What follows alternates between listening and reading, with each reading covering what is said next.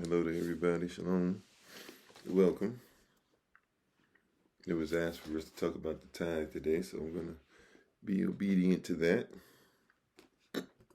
Hopefully, everybody's doing well.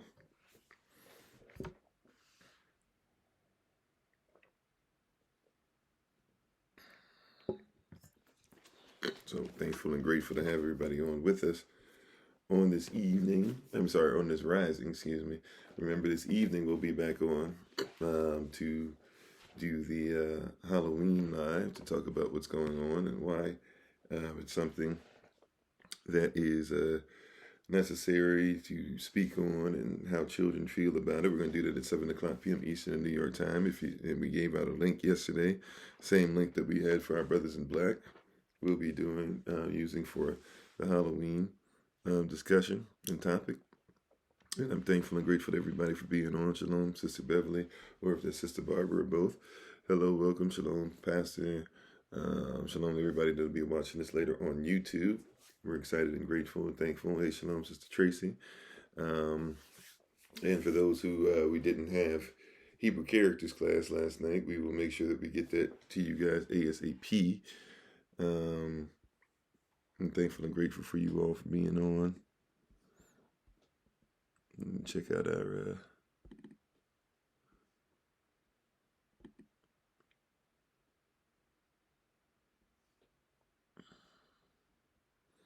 trying to check out all these different things while we're going. But thankful and grateful to each and every one of you for being on. Awesome. You said we here. Great. So we will be back on TikTok, Kofi_42, again, very shortly. And hey, Sister Sonia, how you doing? So thankful and grateful for everybody who's been finding different ways to be able to find Kofi. And once again, thank you so much for everything. We appreciate you. We appreciate you taking time out and looking for us and being part of all these different things. Got a whole bunch of stuff that we got to load up on YouTube, so we haven't forgotten about that. Just been extremely busy, but we are getting closer and closer to nearing the end of that busyness as we've talked about. So y'all pray for us. We're turning the corner and getting ready to get some things back in order that haven't really been back there. Start depending on people for a lot of different things we've been talking about. And however, let's go ahead and get ready to get into this. Some of the words of my mouth and the meditation of my heart be acceptable in Yahweh's sight. He is our strength and our Redeemer, and it is in His name, which is His authority, that we pray, praise, proclaim, project, and protect this message. Amen. Amen. So thank you to everybody that's with us. Thank you to everybody who's taking time out to be a part of this journey again. Thank you for taking time out of your busy schedule. Thank you to those who stayed up with us late. I was very pleased with what happened to Brothers in Black service. If nothing else, I learned that there were some meaningful conversations that came out of it with some people who weren't used to being on with us. I also found that we were able to do a lot of great things. People were able to learn some different things. I'm excited to introduce angelic discipline face-to-face, so to speak, to some of you who's been helping me to talk through some things behind the scenes and for you to get a different perspective on things. So we're grateful that that took place. Grateful to have my wife in front of you all once again. Grateful to have Elder Austin, who is a young man that's been a friend to me. Matter of fact, his born day is on my wedding anniversary because he decided to bless me by being part of our wedding, even when it was his born day, and actually his anniversary is pretty much like, what is it, 1 or 2 days, I think, right after my wife's born day. So whenever we get around those times, we're actually very closely knit. So that was cool to have once again. And we used to do services together and do praise and worship together. So, but it was great to have him on there, and I'm excited about that. We give all honor and praise to the Most High for everything. We give honor to him for my wife, the Honorable Maya, who lives a life that's able to be honored. As always, you can check her out at Bloom and Flourish, not A-N-D, but the letter N, Bloom and Flourish. You can find her on TikTok, YouTube, and her website. We're thankful, grateful to each and every one of you for being supportive, for taking time out again, and for those who will listen to this later on. We're thankful and grateful to you as well. So let us go ahead and get into this. Hey, Brother Angela, just when we were just saying how grateful we were to have you on, Minister Nice, shalom to you. So let us go ahead and get into this. Somebody had asked us to talk about tithing. We had talked about it not too long ago. However, we'll get into it again. So not sure exactly which scriptures we'll go straight to or not go straight to or whatever, but there are specific ones that we should make sure that we comprehend and at least should be mentioned. And even in the mentioning of some of it, if we don't give out the numbers, you can always, of course, Google what we're talking about or go to your apps, your Bible apps, etc., to be able to find and make sure that what we're telling you is true. You should always study everything that's being presented, no matter if it's myself or somebody else. You should always study everything to show yourself approved. Make sure that you bring it into the Most High so that you can go ahead and work this thing and need not be ashamed, rightly dividing the word of truth, not just a word, but the word of truth. And so when we talk about tithing, first and foremost, we have to make sure that we comprehend what is a tithe. If you define a tithe, we could understand, you must comprehend that definitions, as we've talked about many times, they change over time, and they usually change over time to simply just fit somebody's narrative, to fit somebody's ideal, with IDEAL. And an ideal is simply when somebody builds a narrative and they build their own narrative. That's really, when you look at the definition for ideal, they're still somewhat truthful with the definition that, hey, if you're going to look up an ideal is when somebody's going to put together something specifically to fit their narrative, and definitions fit ideals. So people will redefine. Right. Usually we're dealing with redefinitions instead of definitions. So when somebody asks me about a tithe and we start having a conversation, I have to deal with all these redefinitions, because here are some things that will pop up when you hear about a tithe. First of all, people will talk about that a tithe is dealing with finances. Right. So I have to deal with that, because people believe that a tithe is about finances only, when a tithe is a lifestyle. Just like many things, right? Culturally, when we speak this word, we're not speaking something random. We're not speaking something that only is there for one different thing. We're speaking a lifestyle. Shalom, Sister Shantae, thanks for sharing the live. Right? So a lot of people get stuck and miss what a tithe is actually about, when the tithe is so much more than just, oh, I'm paying money. Right, so we have to knock that out first and foremost, because a tithe is not just about money, right? If we were to say that the tithe was just about money, matter of fact, when we say that a tithe is just about money, we miss everything that's going on here, right?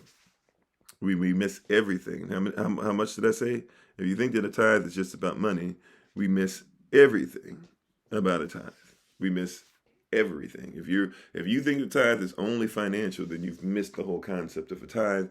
And really, if you're giving a tithe from that point on, understand that you're going to have problems. You're going to have issues with comprehending what the word of Yah says, right? So a tithe is not just now here's another thing that you'll hear. A tithe is just about a church or people that have religious beliefs or whatever, you give a tithe. That is wrong. That is a lie. Right? That is a wrong thought process that will mess you up, right? Because if you think that it's only about what a church does or what an organization does or whatever, you will miss it. Matter of fact, if that's your mindset, you have to come out of that mindset, right? You got to come out of that worldly thinking, that system of thinking, because a tithe is not only given to church. Matter of fact, big companies, they give tithes, right? It is, if you're in a company, a corporation, that corporation usually is going to give a tithe. Amazon is going to give a tithe, right? All these 500, Fortune 500 companies, rather, they're going to give tithes, right? It's known that a tithe gives certain things, right? You said teaching was given, 90% taught in finance. Yeah, right. So you have to comprehend. The big corporations, they give tithes. Even if they say we don't really know, it's just kind of like something that's done, but we know that great things come from giving a tithe, so we give a tithe. Now, they might not call it a tithe, but if I give 10% to charitable organizations, right, then what I'm doing is I'm tithing, okay? The tithe also too, it's a weird thing to say that it's only connected to a church or a spiritual organization or something like that, because, and thank you guys for sharing the line, because if we do this and we say that it only comes, you know, it's only connected to spiritual organizations, then we have to lie and say that people really only started giving tithes when the church came up, or only when the Bible came up. But the reality is that people gave tithes before people that we think about, like before Abraham gives a tithe to Melchizedek. The reason why Abraham gave a tithe to Melchizedek is because he actually had saved a group of people, 4 kingdoms, from giving a tithe to some wicked kingdoms, or he had saved a bunch of kingdoms from having to give a tithe to these wicked kingdoms. That's actually, so we know even and that's not just biblical. Go back and look. Historically, the tithe has been given by many people, and the tithe is a tribute, right? The tithe is a tribute. Really, that's what it is. It's a tribute. I'm giving to you because I'm saying, when I give you this tribute, when I give you this tithe, when I give you these finances, when I lift you up with this stuff, what I'm saying to everyone is, every time money transfers, or every time my time transfers, or if I give my soldiers, or if I give my food, whatever it is that I'm tithing, when I give this to you, what I am saying is that you are greater than I. And when I give this to you, you will allow me to do certain things. That's what a tithe or a tribute is. Yeah, the wealthy will tell you the top 3 to do is give. Yeah, and if you look at all these people, if you look at even let's look at like a Eric Thomas, Tony Robbins, these are motivational speakers. They will tell you, well, giving. Look at Jim Rohn, right? Jim space ROHN. He will tell you, hey, give. When you give, it helps you out. Look at all these preachers. They tell you what, when you give, it helps you out. Look at all these companies. They say, hey, look, we want you. They'll have commercials. When you give to us, right, we give to the community, right? They tithe. They believe that in order for them to make money, you got to give it, not just spend it, but you also have to give it, right? So when you look and break down the tithe becomes confusing because many people, once again, take the spiritual and try to make it mystical, all the mystical and mysticism and things like that, rather than the practical. If I give, it's better to give than it is to receive, because when I give, it sets me up to receive more than what I gave. That's a simplistic principle, right? It is better to give than it is to receive, right? Right? So if I give something to somebody and then I will receive something back, and whatever I receive, I will receive. Whatever I get, I will get over and over and over again. So I want to give because the universal principle is I got to give out to get, right? Trees, flowers, they give out a certain amount in order to get something back, right? Look in the water. You'll have a sponge or something like that. It shoots out a bunch of stuff in hopes that it will be able to plant itself somewhere else, and then it understands, once it gives out, it will have other things around it that are just like it that will be able to grow, right? Even with it just being coral reef and things like that, it still has a comprehension of universal law. I should give something in order to receive it.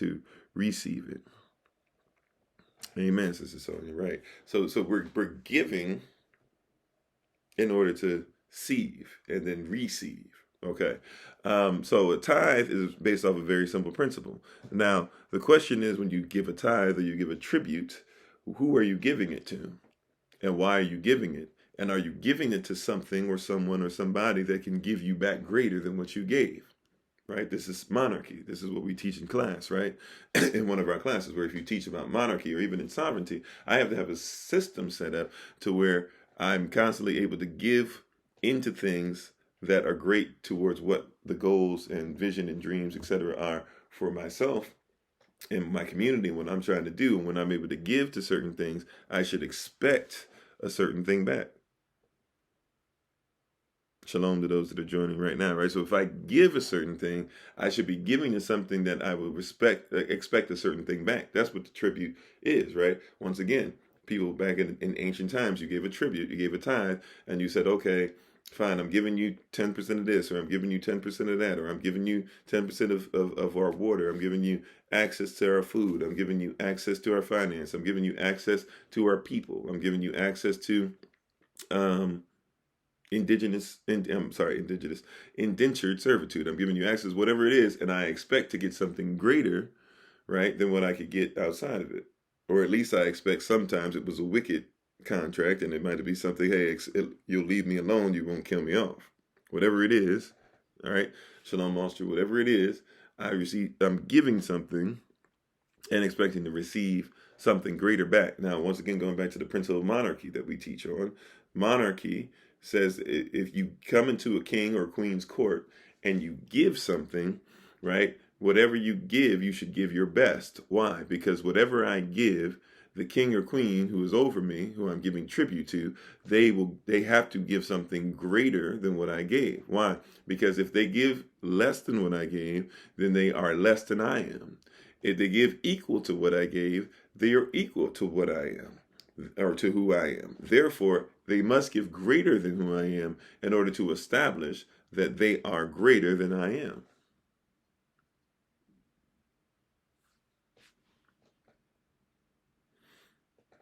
Amen. Amen. Angelic discipline. So if I give, I should comprehend that whatever I'm giving tribute to, I should receive greater. There's an exchange going on, and I'm expecting when I give, if I give the greatest that I give, I'm expecting that whoever gives will give the greatest they can.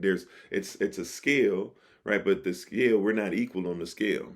There's a comparison, but the comparison really isn't coming from a place of us being equal. If I'm giving to somebody who has more than I do, and I'm giving the best that I can, then they are supposed to give me the best that they can.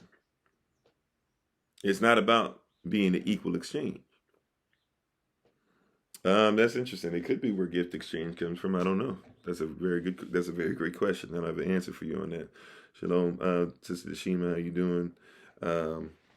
Happy belated born day to you. So if I give a gift to a king, if I give him the best that I have, the king has to in turn give me the best that he has. If I give a king something that just is all right, he will give me according to his standard, right, what is just all right. If I give to a queen what is lacking in something, the queen should give me back what is just something she's got laying around, right? This is the exchange, if you will. This is what happens with the tithe. I'm giving a tribute and I expect something back for tribute.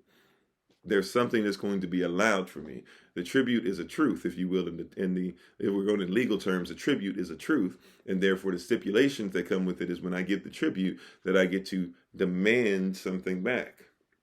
Now we don't think about it like that, because why would I have a demand? But what I'm saying is, I'm giving you 10%. I'm giving you a tribute, and so according to your law, because you cannot lie. So you decreed this thing. According to your law, when I give you something, I should what? Receive something back. I should receive something.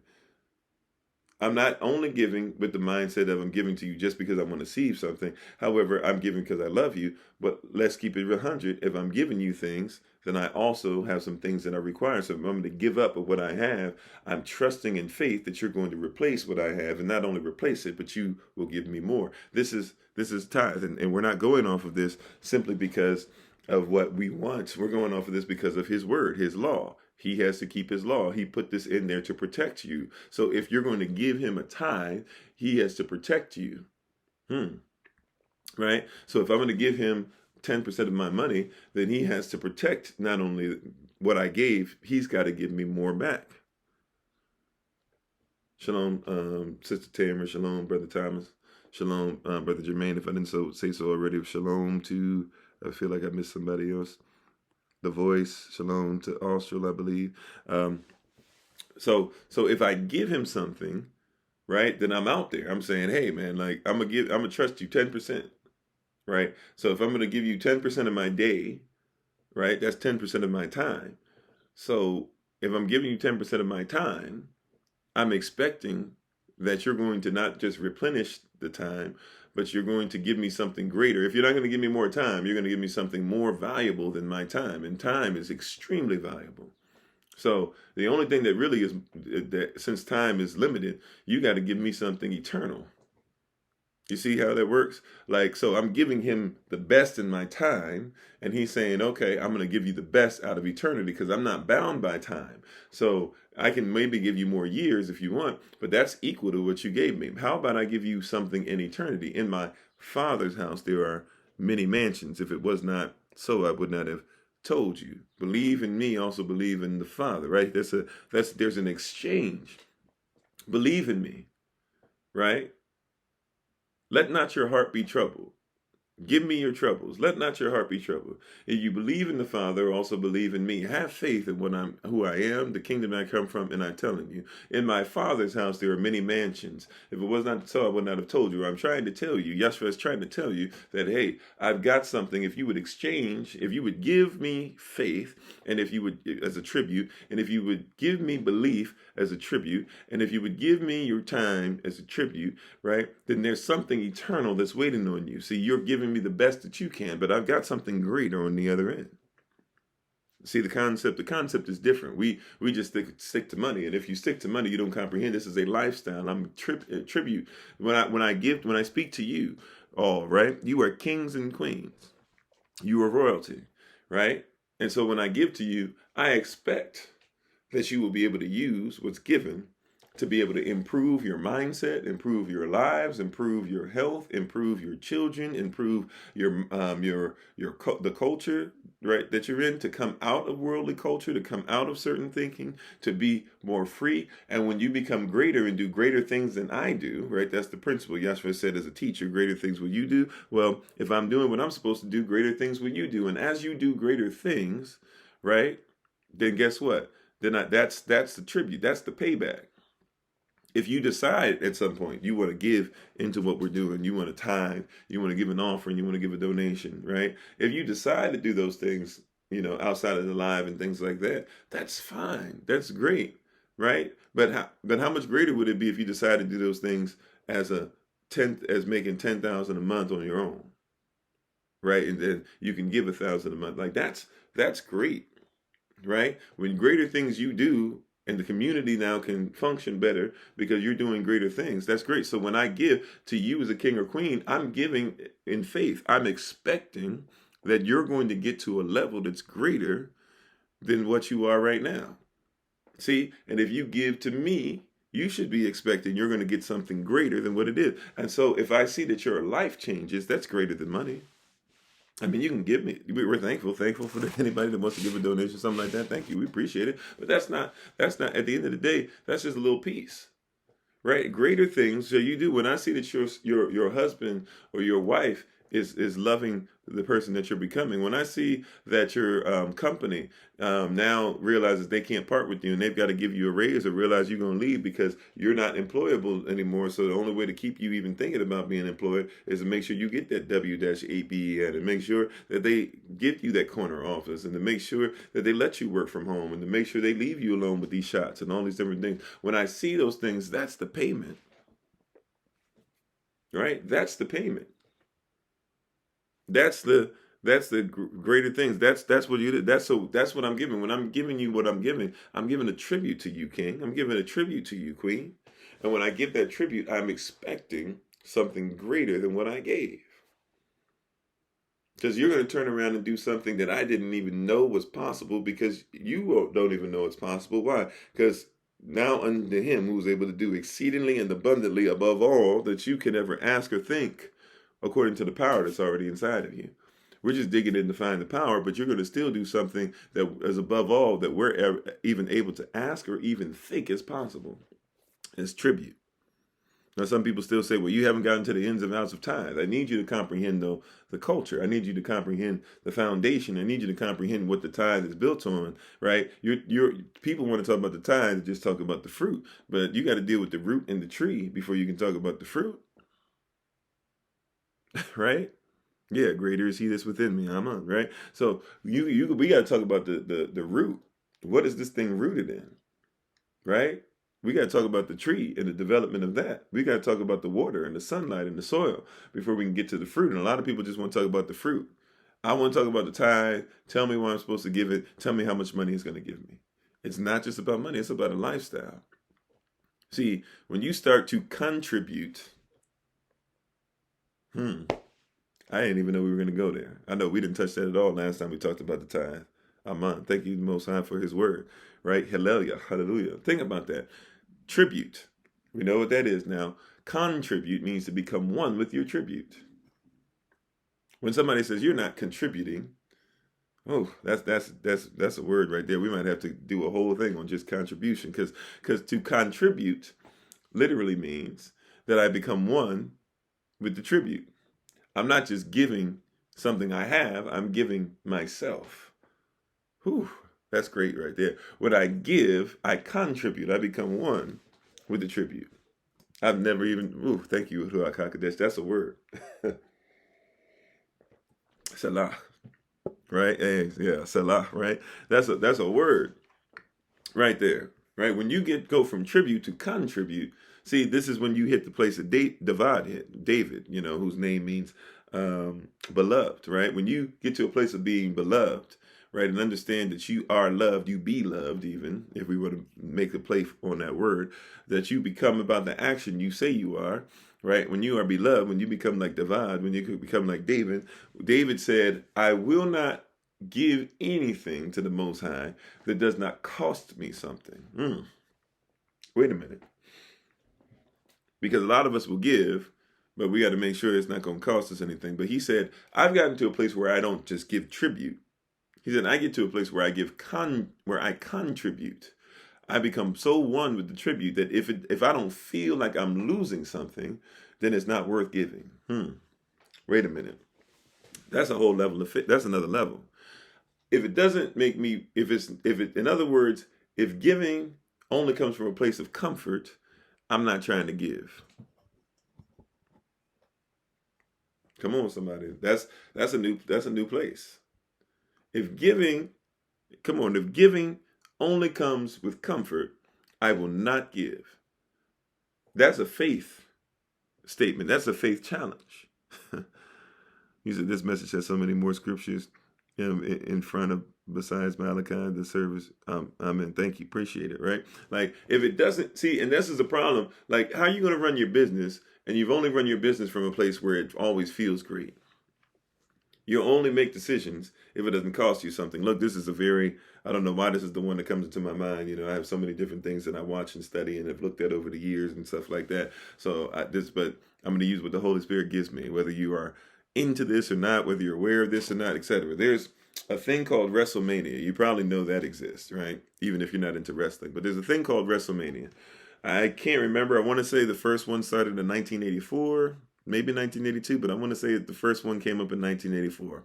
Came on the heels of Vince McMahon Jr., or the second. I don't know what he is. I don't even think he's the second or the junior, but the son of the original Vince McMahon, which a lot of people don't even know existed, who was somebody who did a lot of wrestling shows and stuff in Madison Square Garden, and sold the company to his son. And his son started to take over and started to use Hulk Hogan, somebody that they used. And they gave him the name Hogan because they wanted him to sound like he was Irish, so he played this Irish person, believe it or not, even though we wouldn't look at Hulk Hogan and consider him Irish, but that's where people were back in the day. It is what it is. Either way, this guy that we know as Hogan, Terry Bollea, real name, kind of started skyrocketing to the moon. Has gone to Japan and started doing wrestling. Has started to go against Andre the Giant before a lot of people saw him go against Andre the Giant. Then a famous match that would be a couple years later in 1986 or so, WrestleMania 3. I've seen him in different movies at this point, like before he started doing the real bad movies where he was a star of. He was doing stuff like Rocky 3. It became a big deal, where he played this character called Thunder Lips and stuff like that, right? But WrestleMania becomes big, and so they start doing this thing called Rock and Wrestling, and it becomes really big. I want you to just stay with me on this, because I want you to see about contribute. When you become one with the tribute, you're willing to sacrifice the blessings. Other people get this concept. This is why Proverbs chapter 13, verse 22, everybody likes to hold on to the wealth of the wicked is laid up for the just. However, the first part of the verse says that you have to make sure that you're about generational wealth, taking care of your children's children. And when you do that, then you can start doing the same stuff that other people do, because even if they don't believe in the Most High, they believe in the precept. They believe in the concept. They believe in the sept of what you're supposed to do with investing and doing things that will cost you something, risking something, doing something in faith. They have these principles down and you do not. So I want you to see this, that Vince McMahon starts saying, okay, we're picking up steam. All these things are going on. I want to reach out to the world. I don't want, at that time, wrestling was something that was what they would call territorial. They had territories. What that meant is if you were in Texas, right? Like if you were in Houston, in H-Town, I forget what they called it. There was a specific stadium that they would do all their stuff at or whatever. And that was a big deal there, right? And if you were in Florida, right? You had certain places in Florida where that's what you did here, like in Tampa and different stuff, that was a territory. And if you were in North Carolina, that was a territory. And if you were in New York, that was a territory. And if you were in LA, that was a territory. Everywhere they had, if you were in Canada, certain places in Canada, you had a territory up there, and the wrestlers didn't work. You didn't see stuff because cable and different things weren't being used like that yet. So you didn't see wrestlers in Canada yet. So a wrestler in Canada would be in Canada, stay up there, people would get tired of him, then they simply just went to another territory and they do like little trades. Somebody else would go from that territory in Canada. Canada would go down to Houston. Somebody from Houston would come up to Canada, right? So you had like the Von Erichs or something, they might be real popular, and you bring them down with some other people. You move them up to Canada, somebody from like the Heart Foundation or something comes down and moves there, if you even know who I'm talking about, but just, stick with me. And Shalom Erdan, how you doing? Shalom Owen. So you have all these different people and you just shift them, right? Then comes cable. And so now what Vince McMahon is doing, he says, I want to take all these places and I want everybody to think of it as being as one company. And he starts going around, he starts buying out companies, he starts getting famous wrestlers that you didn't know about. For example, these are some names, maybe you know about it, maybe you don't, but people like Hulk Hogan was known in certain territories. I'm going to make him the main guy. Macho Man Randy Savage is known in certain guys. If you remember the commercial Snap Into a Slim Jim, maybe you know him from that, right? Maybe you know him from the Spider-Man movie. He was wrestling against Spider-Man in Spider-Man 1 from the old Spider-Man movies, the 90s, the ones for the 90s or 2000s, whatever that was. But all these different things and people in different places or whatever, right? He starts bringing them all together, right? Names that people know only in territories, but he starts bringing them, Mid-South Wrestling. So like that would be like Jerry Lawler, I think, King Lawler, right? And he brings him eventually in, right? He brings all these different people in from different territories. And so now it's picking up steam because people from all over the country are like, hey, I don't know who that guy is, but I do know that guy. That used to be our champion. That used to be our hero. People like Coco Beware, if you into black wrestlers, and Bad News Brown, if you're into black wrestlers. These are really old names, but that's what was done. That was something new at the time, to where you brought all these people in to the same place, right? Ric Flair, even for a little bit of time, right? And then Ric Flair would come back in the 2000s, actually, as an old wrestler, whatever. But all these people knew him. They were like, yeah, I know that person. Even if I don't know who that is, like, people could recognize them. They started making cartoons about these people. And so what they do after that, they say, okay, we're going to do this thing called WrestleMania. What a lot of people don't know about WrestleMania is that Vince McMahon basically put all his money, him and his wife came to an agreement and said, we're going to put, Junkyard Dog, right? Thank you. I forgot about him. I was actually thinking about him when I said Coco Beware. Coco Beware had the parrot on the shoulder, Junkyard Dog, right? And so you had all these different wrestlers. They brought him in. And when they brought him in, they basically, Vince McMahon and his wife did something that is extremely risky, right? Extremely risky, JYD. they made video games and stuff that would come a little later, right? Because video games weren't popping like they were. I mean, they were popping about the early '80s, but they didn't have the video games quite yet at this time. But they would even turn it into video games, arcade games, and things like that, and eventually, games now that keep coming out with regularity. However, here's something that he did with WrestleMania. I want to say this is '84. I feel like it could be wrong, but 1984. What they did was, they decided to put on this spectacle, and they brought stars like, if you remember, Liberace, they brought Muhammad Ali. A lot of people don't know he was there. Mr. T, who was really big at that time, right, in cartoons and on the 18, and in just pop culture, Mr. T, and they brought him on actually to fight with Hulk Hogan, and wrestle against Roddy Piper and Mr. Wonderful, Paul Orndorff, I believe, right? And they brought all these people together, right? But what a lot of people don't know is behind the scenes, everything that happened, Vince McMahon and his wife basically went into their savings. They went into every last bit of money they had, and everybody who came, everybody that got paid, all that, they used all their personal money, basically. They used other money that wasn't theirs, but they used their personal money. They believed that they were on the precipice of something that was big and that was great. They didn't know if it was going to work, though, but they gave everything. And while everybody else was watching on cable, first time that they were seeing something like this is a big deal, while everybody else,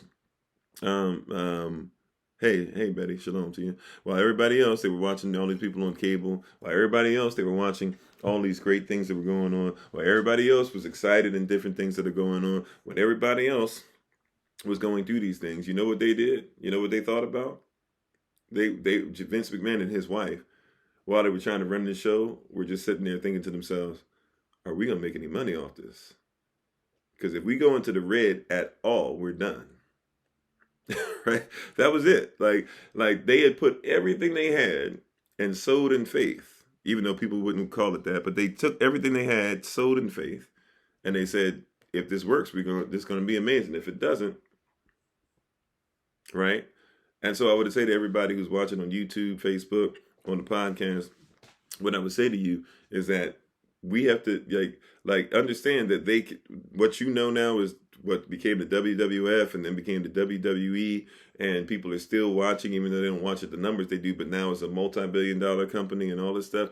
It started off with a man and a wife who agreed in a vision, who put everything they had into the vision and said, we're going to see what happens in faith, right? They gave a tribute.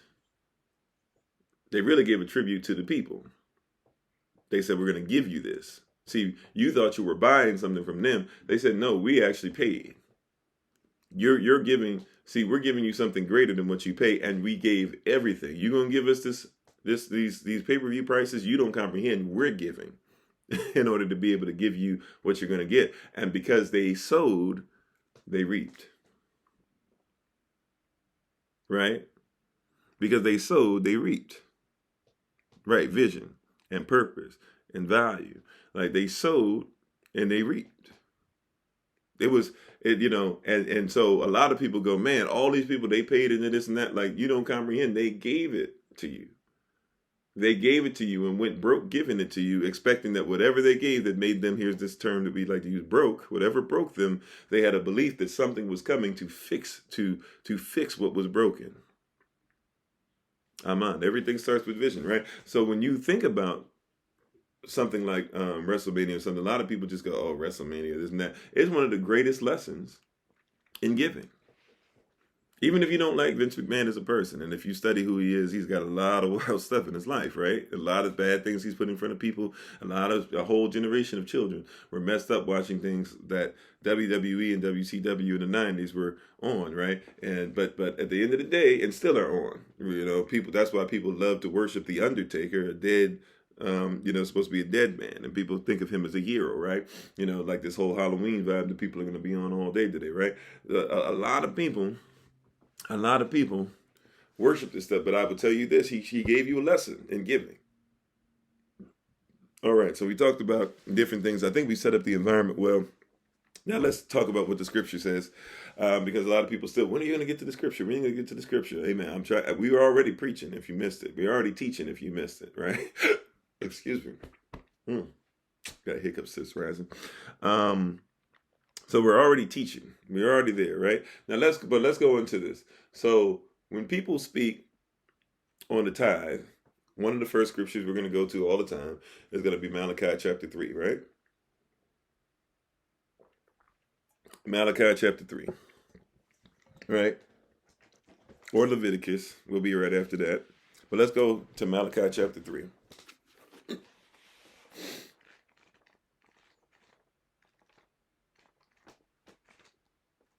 Malachi chapter 3. Because this is the one that you're going to hear about from the pulpit and churches all over. You're going to hear, if you go to church today, you're going to hear about this today. Yeah, people worship Halloween all over the place, right?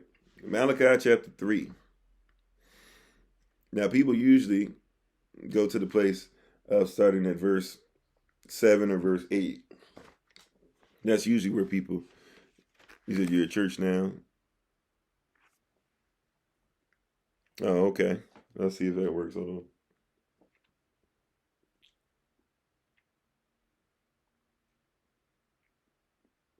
Somebody told me to hold my breath, pinch my nose, or well, hold my breath and swallow 3 times. Seems like it worked. I don't really feel the same thing, you know. But Malachi 3, right? You're gonna find somebody. You're gonna find somebody who's gonna hit you with, oh, I'm in. Yeah, we're in assembly right now. I appreciate that. I'm in. You're gonna find somebody somewhere. Appreciate that, Sister Shima. You're gonna find somewhere today where somebody's gonna say, turn to Malachi 3. We need you to understand what you're doing with the tithe, right? And they probably preach it, that same scripture, every Sunday to make sure everybody comprehends how they better make sure that they give money.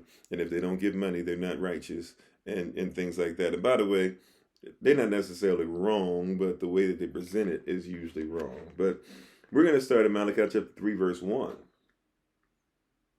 All right? Malachi chapter 3, verse 1. It says this, it says, behold. Behold means what? Pay attention. I will send my messenger, and he shall prepare the way before me. So this is talking about John the Baptist. It's talking about Yahshua Mashiach is going to come after him. Interesting. Remember, we're talking about tribute. Tithe is tribute. So who are we giving tribute to? It says, well, there's going to be a messenger, and the messenger is going to prepare the way for you to get to Yahshua, who's the door to the kingdom. Which means that, hey, wait a minute. When people say, why are we giving finances to people? Well, understand that the Levites were not supposed to work in the field. So if anybody's doing anything in the Levitical priesthood, if anybody's preaching or teaching or doing things in your community or dance ministry, music, singing, playing instruments, whatever, if they're doing it for a righteous cause, right? If they're speaking the word, if they're teaching the word, if they're calling you up, if they're checking on you, in our culture, in kingdom culture, in Israelite culture, we never were supposed to have a job in the field. Any Levite is supposed to be able to be taken care of. Why? Because their only concern is supposed to be you. It's supposed to be you, people of Yah. So, real talk, I can't be mad at the pastor. I need you to get this, but I can't be mad at the pastor too much if we got a system set up to where the pastor works just as many hours, if not more so than you do, has to try and study a word and figure out a way to somehow, some way sneak in 10, 15 minutes a day so that he can come up with a sermon for you on a Sunday. And on Sunday, when you get to rest and just go to church, he got to come up there, she got to come up there, and they got to have a word. And then after that, make sure that they do everything righteous for the rest of the day and go out with you guys to make sure that you guys can say, oh, my pastor spends time with me and this and that or whatever, and go do hospital visits and do all this other stuff. If that's who's leading you and they don't have time to make sure that they can be in the word, then I can't be mad if they're ignorant of certain things or they're only giving you parts of word here and there because that's all they have time to comprehend, because we don't have a system set up that says that they should be able to make sure that they can take care of the people of Yah. I can't be mad at that. Can't be mad at that, right? So behold, pay attention, he says. I will send my messenger. He's going to send messenger, right? This is talking about specifically John the Baptist, though. I will send my messenger, and he shall prepare the way before me, right? So when it says, who's the speaking? Who's going to prepare the way? So Yahshua HaMashiach, when people say Yahshua isn't in the Old Testament, he's only New Testament, time out. Yahshua, he exists in the Old Testament. He's speaking through Malachi right now and saying, behold, look, there's a messenger coming that's going to prepare the way before me. And Adon, the Lord whom ye see, shall suddenly come to his temple, even the messenger of the covenant. He shall suddenly come to his temple, right? He shall suddenly what? Come to his temple. Sorry for the Facebook thing dropping. It looks like we still got a couple people on. I don't know what happened. But he shall suddenly come where? To his temple. The messenger of the covenant. The messenger of the covenant. Wait a minute. The messenger of the new covenant? The New Testament? Or the messenger of the covenant? See, we got to figure out, where is the tribute going? Why do we have so much issue? Has it been messed up because people are trying to make a new covenant or a new version of it? right?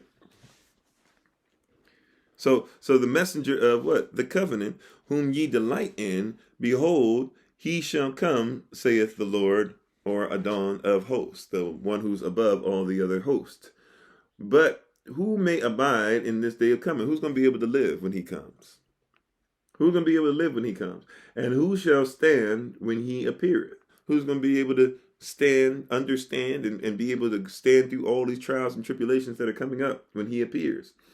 For he is like a refiner's fire and like fuller's soap. He's going to clean you, and he's going to have some things that burn off all the stuff. He's going to refine you like pure. He's going to make you pure gold. Right? Verse 3, and he shall sit as a refiner and purifier of silver, and he shall purify the sons of Levi. He's going to go straight to the sons of Levi. He's got to get these people who are out here preaching and teaching and saying that they're in charge and doing all these things. He's got to start to refine them and get them under control and purge them as gold and silver, that they may offer unto the Lord, or unto Yahweh, or unto Adon, an offering in righteousness. And right, verse 4, then shall the offering of Judah or Yehuda and Jerusalem or Jerusalem be pleasant then. So after the Levites get it together, then can what? The offering be pleasing. Wait a minute. So before we even talk about the offering, before you're even giving things, first, we got to make sure the people that are teaching you, we got to make sure the people that are in charge of the environment, right, that are leading the environment, we got to make sure the people that are leading families, we got to make sure that these husbands that we were dealing with last night, we got to make sure that these leaders in the community, we got to make sure that these people who want to call themselves overseers, who oversee our people, fine, we need to make sure we get them under control. We got to hold them accountable. They got to be purified. They got to have some of this stuff burnt down. We got to burn some of these cats to where either they're going to stay in this all the way or they're going to get out all the way because they're messing this thing up. Hey, babe, my wife is on, the Honorable Bloom and Flourish. Once again, follow her on TikTok, YouTube, and her website. Not A-N-D, but the letter N, Bloom and Flourish, right? So we got a problem going on here,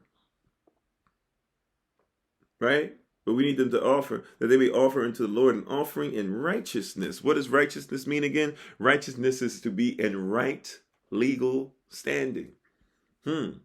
So this is going on. Remember, after Malachi finishes, you're going to have a 400-year silence before Yahshua Mashiach shows up. So Yahshua is talking about, he's going to end saying he's going to return the hearts of the father to the children and the children to the fathers, right? But even in talking about this, he's saying we got to get this tithe correct. We got to get how you're offering correct. We got to get your comprehension of what this really is, how you're supposed to make this a lifestyle. He's saying all these things, we got to get this stuff together first, or else we're going to be lost. If we keep talking about this stuff, but we don't have this stuff together, we're going to have a hard time making sure that these people are living right. And when the Messiah shows up, you're going to miss who he is, which is what most people did, is miss completely who the Messiah was when he was here. And now we're talking about the Messiah coming back. We're talking about the Messiah who should be living in us, in the kingdom that should be inside of us, with Ruach HaKodesh who should be leading us because he's sitting at the right hand of the Father. Well, if you don't have these principles down, you're not going to be able to move forward.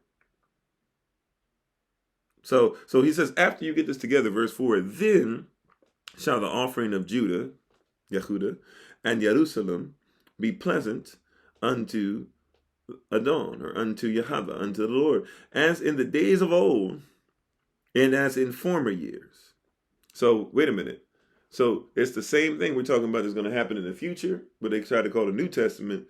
He said it's got to happen the same way it did in days of old and former days. Isn't that interesting?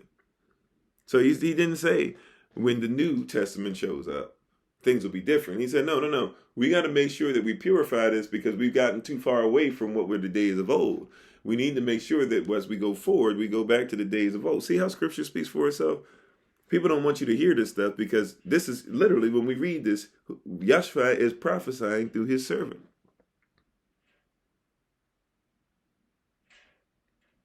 Okay, it looks like Gahamsu Cape Coast, Fossa Diocese has joined and wants to say something. Did you want to call in? Just let me know, yes or no, and we'll go ahead and have you join into the conversation real quick. It won't be, we got a lot to go over, but we can have you join in just for a little bit. If you can just let me know in the comment section. But it's telling me that these things have to go back, right? Verse 5, and I will come, right? And I will come near to you to judgment, and I will be a swift witness against the sorcerers This is what we got to cleanse ourselves from: the sorcerers and the adulterers, and against false swearers, and against those that oppress the hireling in his wages, the widow and the fatherless, and that turn aside the stranger from his right, and fear not me, saith the Lord of hosts. Yeah, and it's amazing, Austria, that we would have never heard this in church, because this is right before they start telling us about the tithe. Why would they not tell you all these things about before telling you about the tithe? Right? And think about it, because people don't know. The tithe is supposed to go like this. The tithe is supposed to go to the Levites, to the widow, to the orphan, to the poor, and to the stranger, or the alien, or the person, who is not from your country.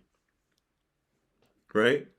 This is what it says. Once again, so let's read it. And I will come near to you to judgment, and I will be swift witness against the sorcerers and the adulterers and the false swearers, and against, but don't just stop there, and against those that oppress. When people say we shouldn't talk about oppressors, but he says, I will be against those who oppress. Who? The hireling. Right? So if you hire somebody, but you oppress those and give them bad wages, he puts that out. He says, oppress those that are widows. You don't take care of the widow. He said, oppress the fatherless, the orphan. If you oppress, turn aside from the stranger, the alien, the person that's not from your country. This is what it literally tells you. Before we even get to the tithe, he says, and then those that don't fear me. Right? You don't respect me. This is what the Lord of hosts says. Verse 6, why? For I am the Lord, I change not. Therefore ye sons of Jacob are not consumed. It's because I haven't changed. Shalom, Sister Deborah. Because I have not changed. Because I have not gone away from the law. Because I am obedient. Right? Because I am watching over you, as it talked about last night when we went over Psalm 8, brothers, that we are in his mind, full in his mind. Right? Because he does not change, and because these are his standards, and because this is his law, this is why he can judge you. Because he judges you by what he never changes from. If he changed his mind all the time, he couldn't judge you correctly. Amen. He doesn't change, right? If he changed his mind all the time, if he lied, if he said, I'm feeling this way today, so I'm going to judge you. Isn't that annoying when you with somebody and or your parents or your spouse or whatever, and you keep getting punished because your parents, on Tuesday punished, said this is wrong, but then on Wednesday, like, why are you doing this? But it's like, well, you told me yesterday not to do that. Well, never mind. You can go ahead and do that. All right. Isn't that an irritating thing? Right, but then on Thursday, they don't feel a certain way again. Why are you touching it? I told you not to do that, but you told me yesterday I could do that. Well, forget what I said yesterday. Listen to what I said today. Right, you can't judge me at that point. Where's the judgment coming from?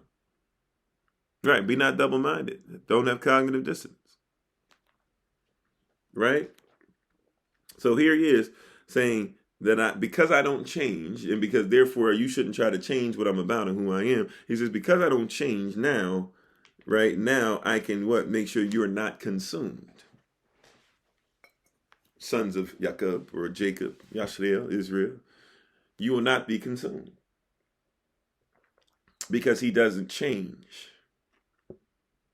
It's the lack of change that causes you to be able to be in a place where you can have faith. Consistency. All right, here we go. So verse 7, now we start getting into what people have heard before. Verse 7, even from the days of your fathers, ye are gone away from mine ordinances. So your fathers used to keep certain ordinances. Do you hear what's going on? Like, people once again want us to go away from law, but we have to go deeper in the law. He says, even from the days of your fathers. Matter of fact, can we just keep it real? Let's fast forward to where we are today. From the day of our fathers, things have changed so much. Things that your fathers would have done. Your fathers wouldn't have had to sign a contract, depending on your age. Your fathers would have looked another man in the eye and shook his hand and said, this is the agreement. And there was no paper needed. He says, from the days of your fathers till now, things have changed. You better make sure you got an affidavit. Right? You better make sure you have a contract, because I can't trust the handshake anymore from a lot of people. He said, but let's go back then. He says, even from the days of your fathers used to keep ordinances. That's what it says here, verse 7.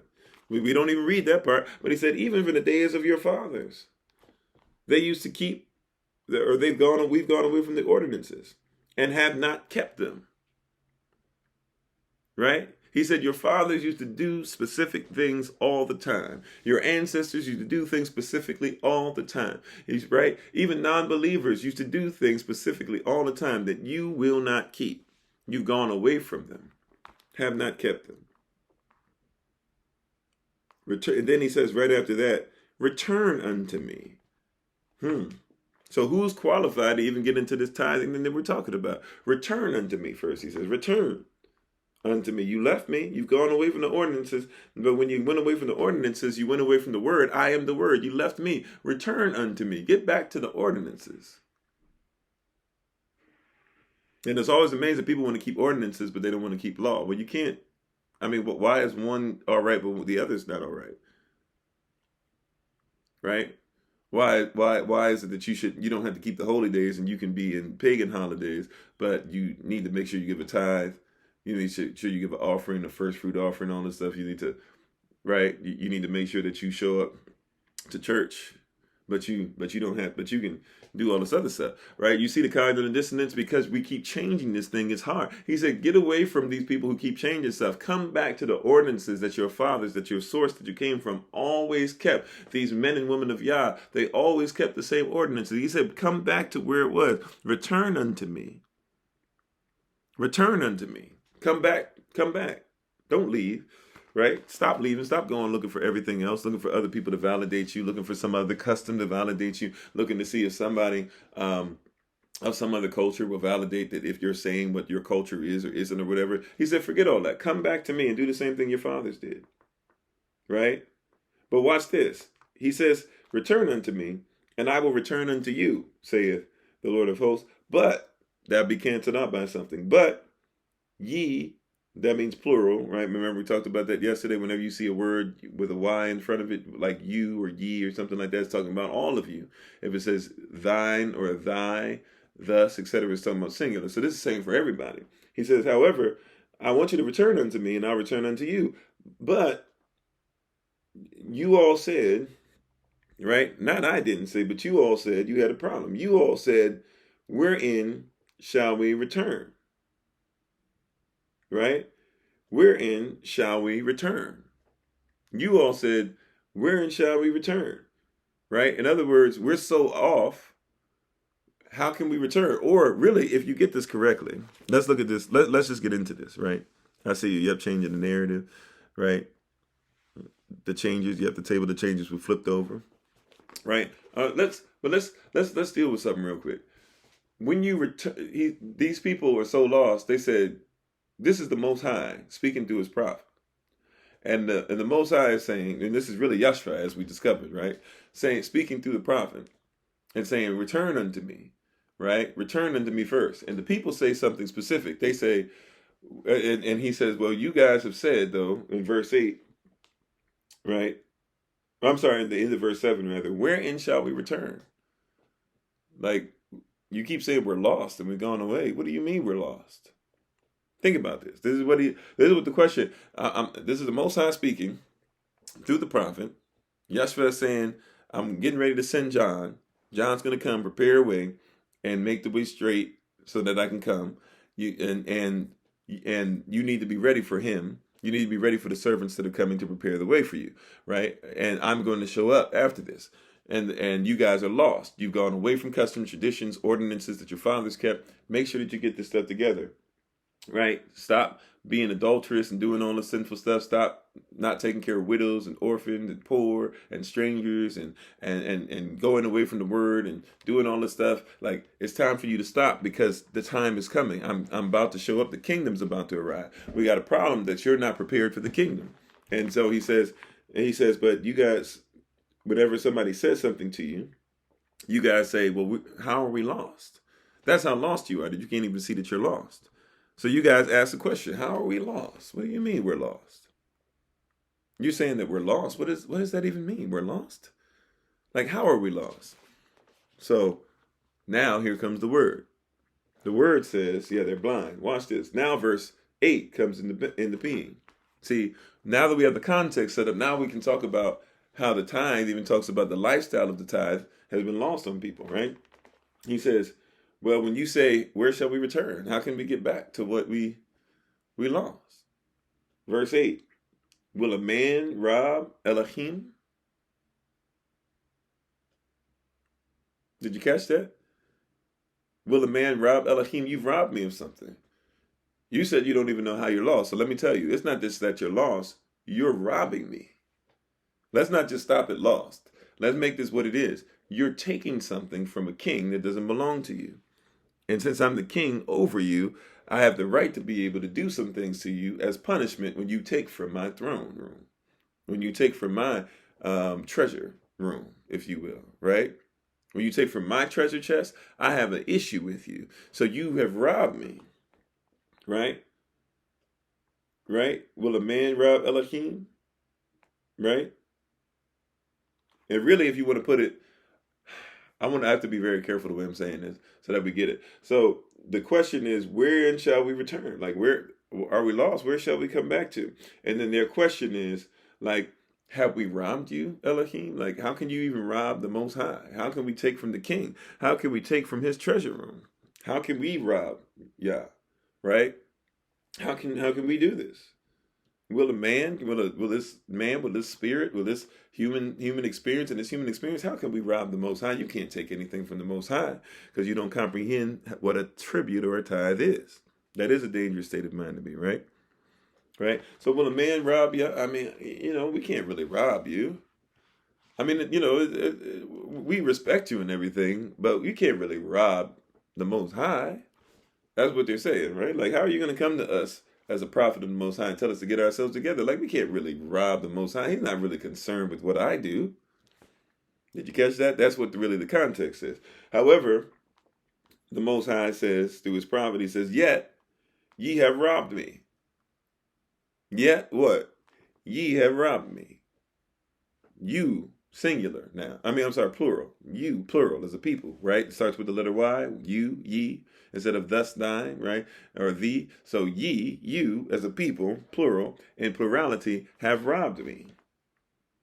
How have we robbed you, right? You have robbed me. In time, and then they say, then he says, but ye say, wherein have we robbed thee? So you're saying that we're not in position to get things from you, right? And that we need to return.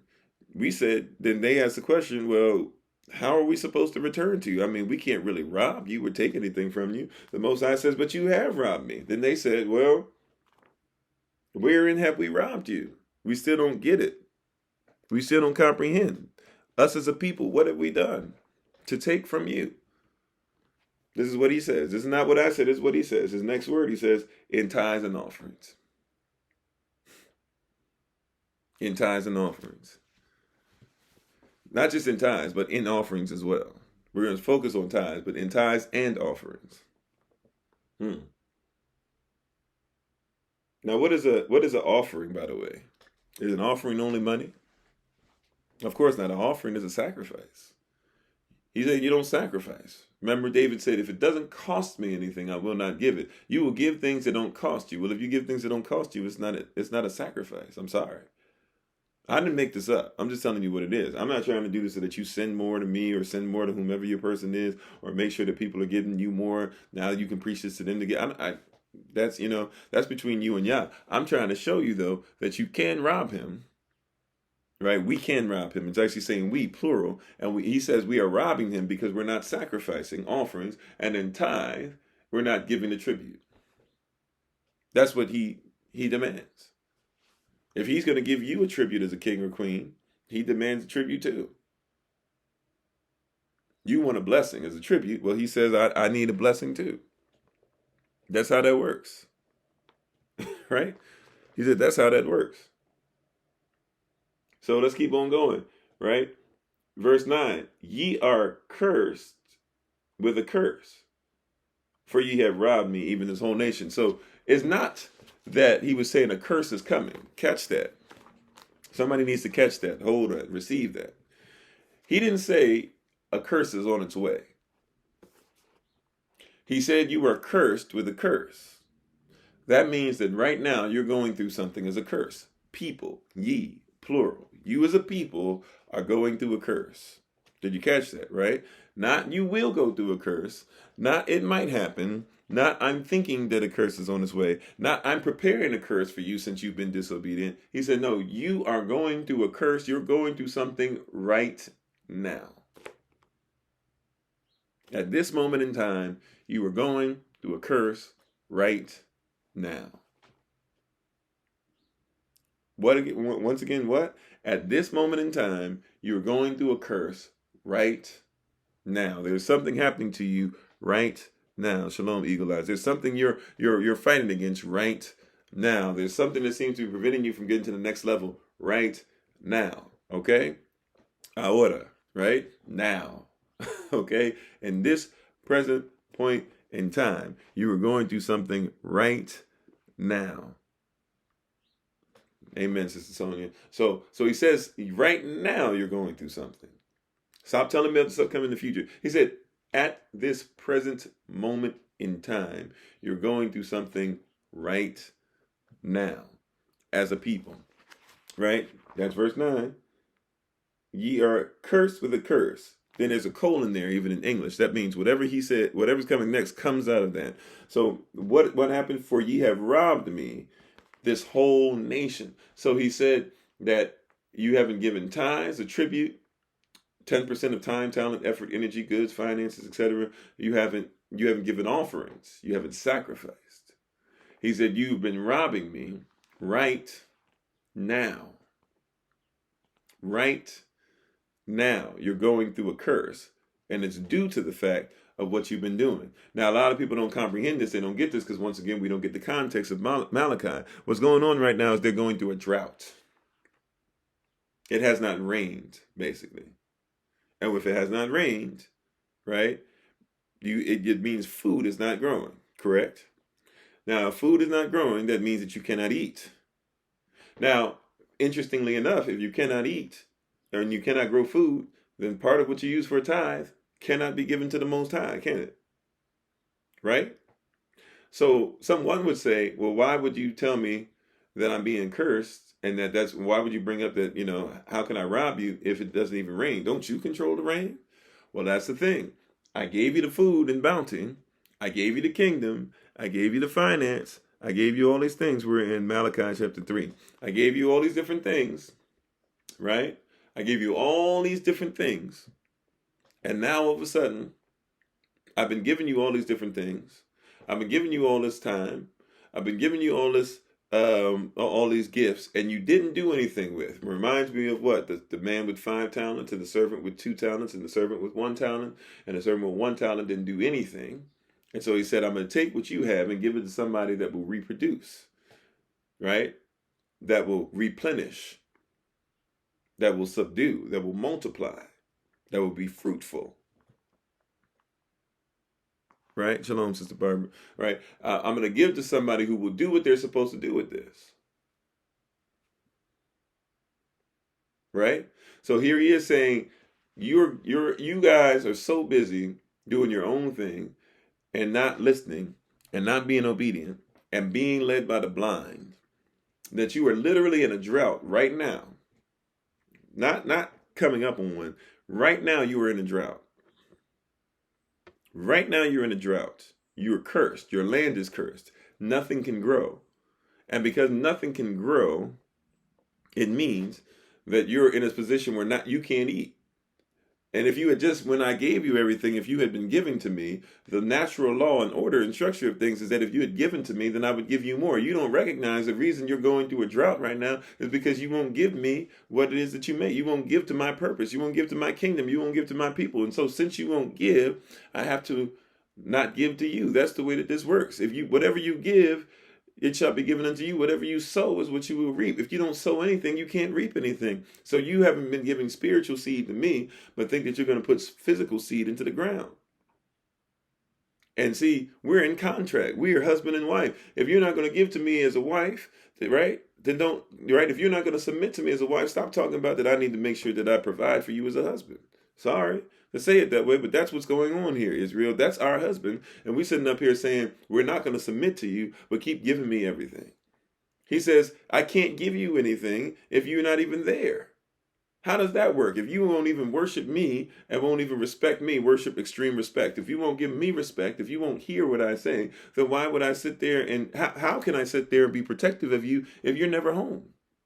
If you're always out with some other person, if you're always out celebrating somebody else's holiday, if you're always out making sure that you will make sure that you put more credence in what somebody is that you're voting for that still hasn't taken care of you ever, and they keep messing you over, but then you're trying to figure out why I won't bless you. Well, you're busy in you're busy in politics. You don't have anything to do with the assembly. You don't have anything to do with coming before me, right? You said I ended a relationship in the past with that same conversation. Yeah, it's real. This is what's going on, right? But we don't have the context. So you're in the middle of a drought. You're in the middle of a curse right now. He says the reason. He says you're not paying attention. You're so focused on you and doing what you do that you don't realize that you're not even able to reap anything because you haven't sown into the one who created what it is that you would reap from. Right, tithing into the world instead of the Most High. That's a great way to look at it, right? So here he says, you've robbed me, and even this whole nation, the whole nation, he said, is in on it. He said the children are in on it. He said the young ones are in on it. He said the adults are in on it. The mothers, the fathers, the grandfathers, the great grandfathers. He said the whole nation, that means even the preachers. Remember he said earlier when we read through this thing, I've got to clear and purify everybody. Right? He said all of you guys are in on this. Every last one of you. Verse 10. So this is what you need to do to correct things. Bring ye all the tithes. That's the tribute, the 10%. Bring me the tribute where it belongs. Stop giving it to everybody else right, but whatever you have left. You ain't got much left. You're dealing with a curse. Your land is cursed. It's dry.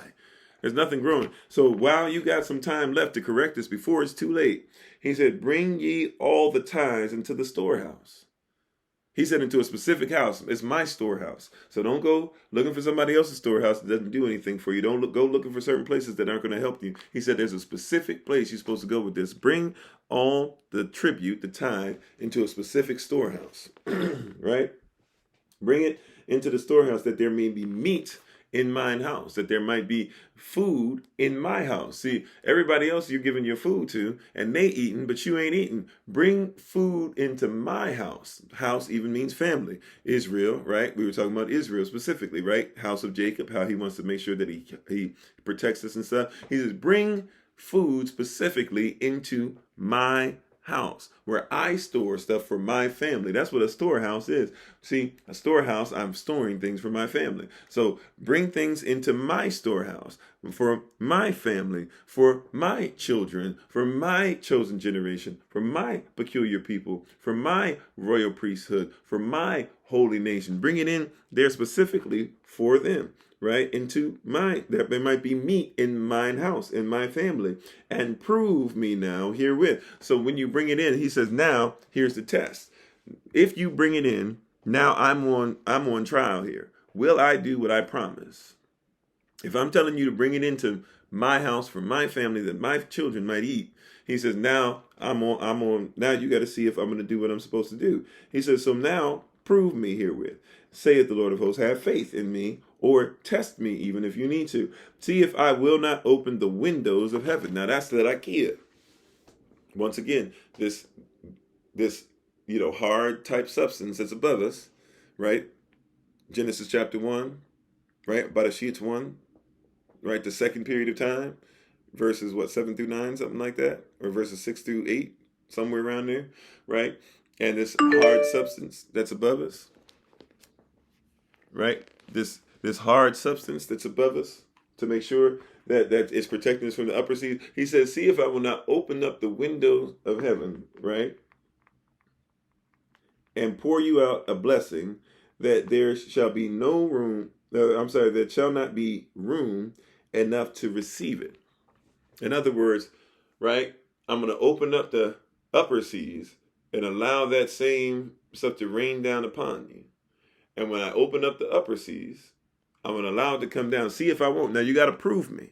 He says you got to bring it to the right house. You have to make sure that it's in the right family's hands. You have to make sure that you have put it there and now prove me. Now I'm on trial. See if I won't open up the windows of the IKEA. See if that IKEA won't open up and you won't see water flow down, right? Because you're dealing with drought. What are you going to do? What's going to help you with drought is water. So you need some water. See if I won't open it up, right? See if I won't open it up. See if I won't open it up for you that you might be able to see what's there. That's what he's saying. You're going through a curse, a drought, because you haven't given the tithe, you haven't given the offering, you haven't given 10% of your time, your talent, your effort, your energy, your goods, and yes, even your finances at times, right? But at the same time, while you're saying, I don't need to give a tithe, that's Old Testament stuff, blah, blah, meanwhile, you willing to tithe to Coors Light.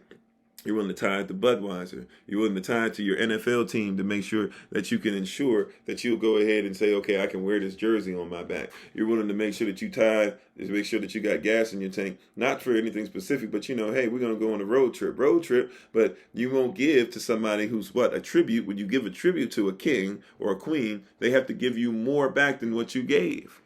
He says, try me, test me, put it in the right situation, in the right circumstance, according to the law that we have said, and put it in position so that when I show up, right, you tithe, I've been saving up for this dress, girl. When I wear this dress this one time, I'm going to this one event with my husband. I'm going to be killing them when I go to that one event.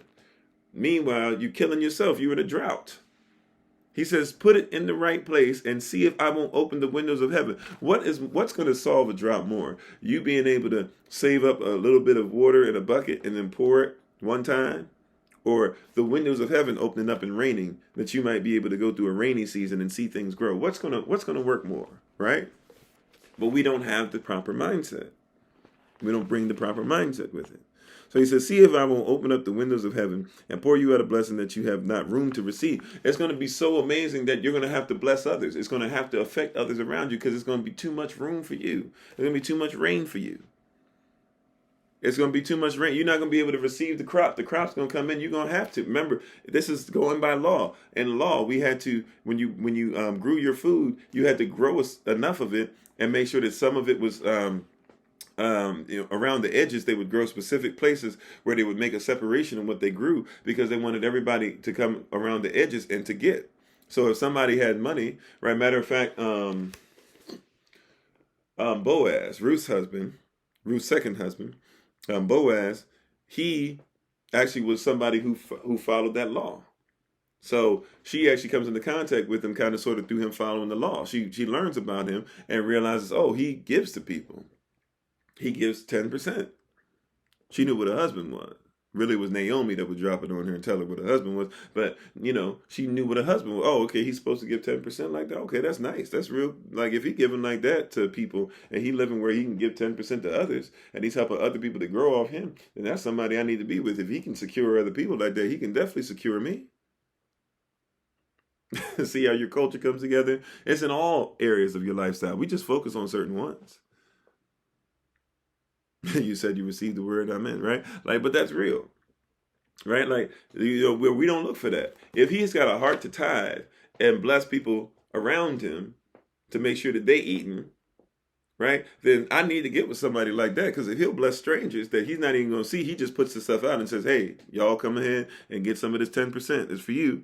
Well, if he'll do that for them, shoot, what would he do for me?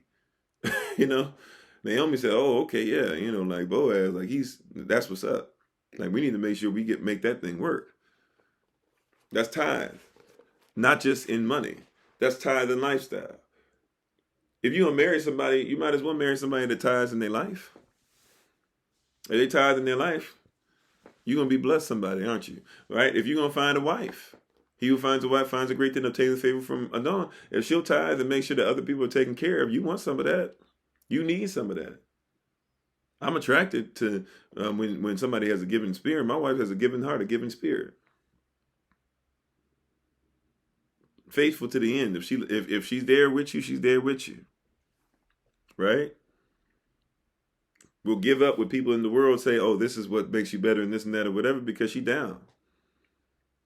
I found a wife. I found somebody that's a tither. Even when she made more finances than me, was willing to make sure, even though I didn't ask for it, and even though a lot of times I wouldn't really necessarily utilize it as much as sometimes she said I could, but, or maybe utilize, I don't know, maybe she might feel different about that. I don't know. I feel like I didn't necessarily take advantage of stuff, but at the end of the day, like even when I wasn't in the position I was into, hey, I got you. I see that you're going to get yourself together. I see you're going to do great things. Even when I'm frustrated by it, I want you to know I'm not frustrated that I have to work right now or whatever. I'm frustrated because I know that you have the ability to do these things. So I know that the time is coming, but I'm being patient. And one day you're going to be able to do these things. That's how she spoke to me, right? I had a tither. I have a tither. I'm married to a tither. I'm one with a tither. I saw it every day. So bring the tithes into the storehouse, that there may be meat in mine house, and prove me herewith, saith the Lord of hosts, if I will not open the windows of heaven and pour you out a blessing, that there shall not be room enough to receive it. Verse 11, and I will rebuke the devourer for your sakes. So others are going to come looking for the stuff. This is where you got to get out of fear. Where is your faith? Where is your faith? Well, what if somebody comes, or what if the government comes, or what if this and that or whatever? Follow the law. Follow the principles. Learn about sovereignty. Get out of worrying about the IRS. Get out of worrying about all these things. Like, these are things that you can function in. He says, look, I will rebuke the devourer for your sakes. The one who's trying to devour you. The one that's trying to take your money.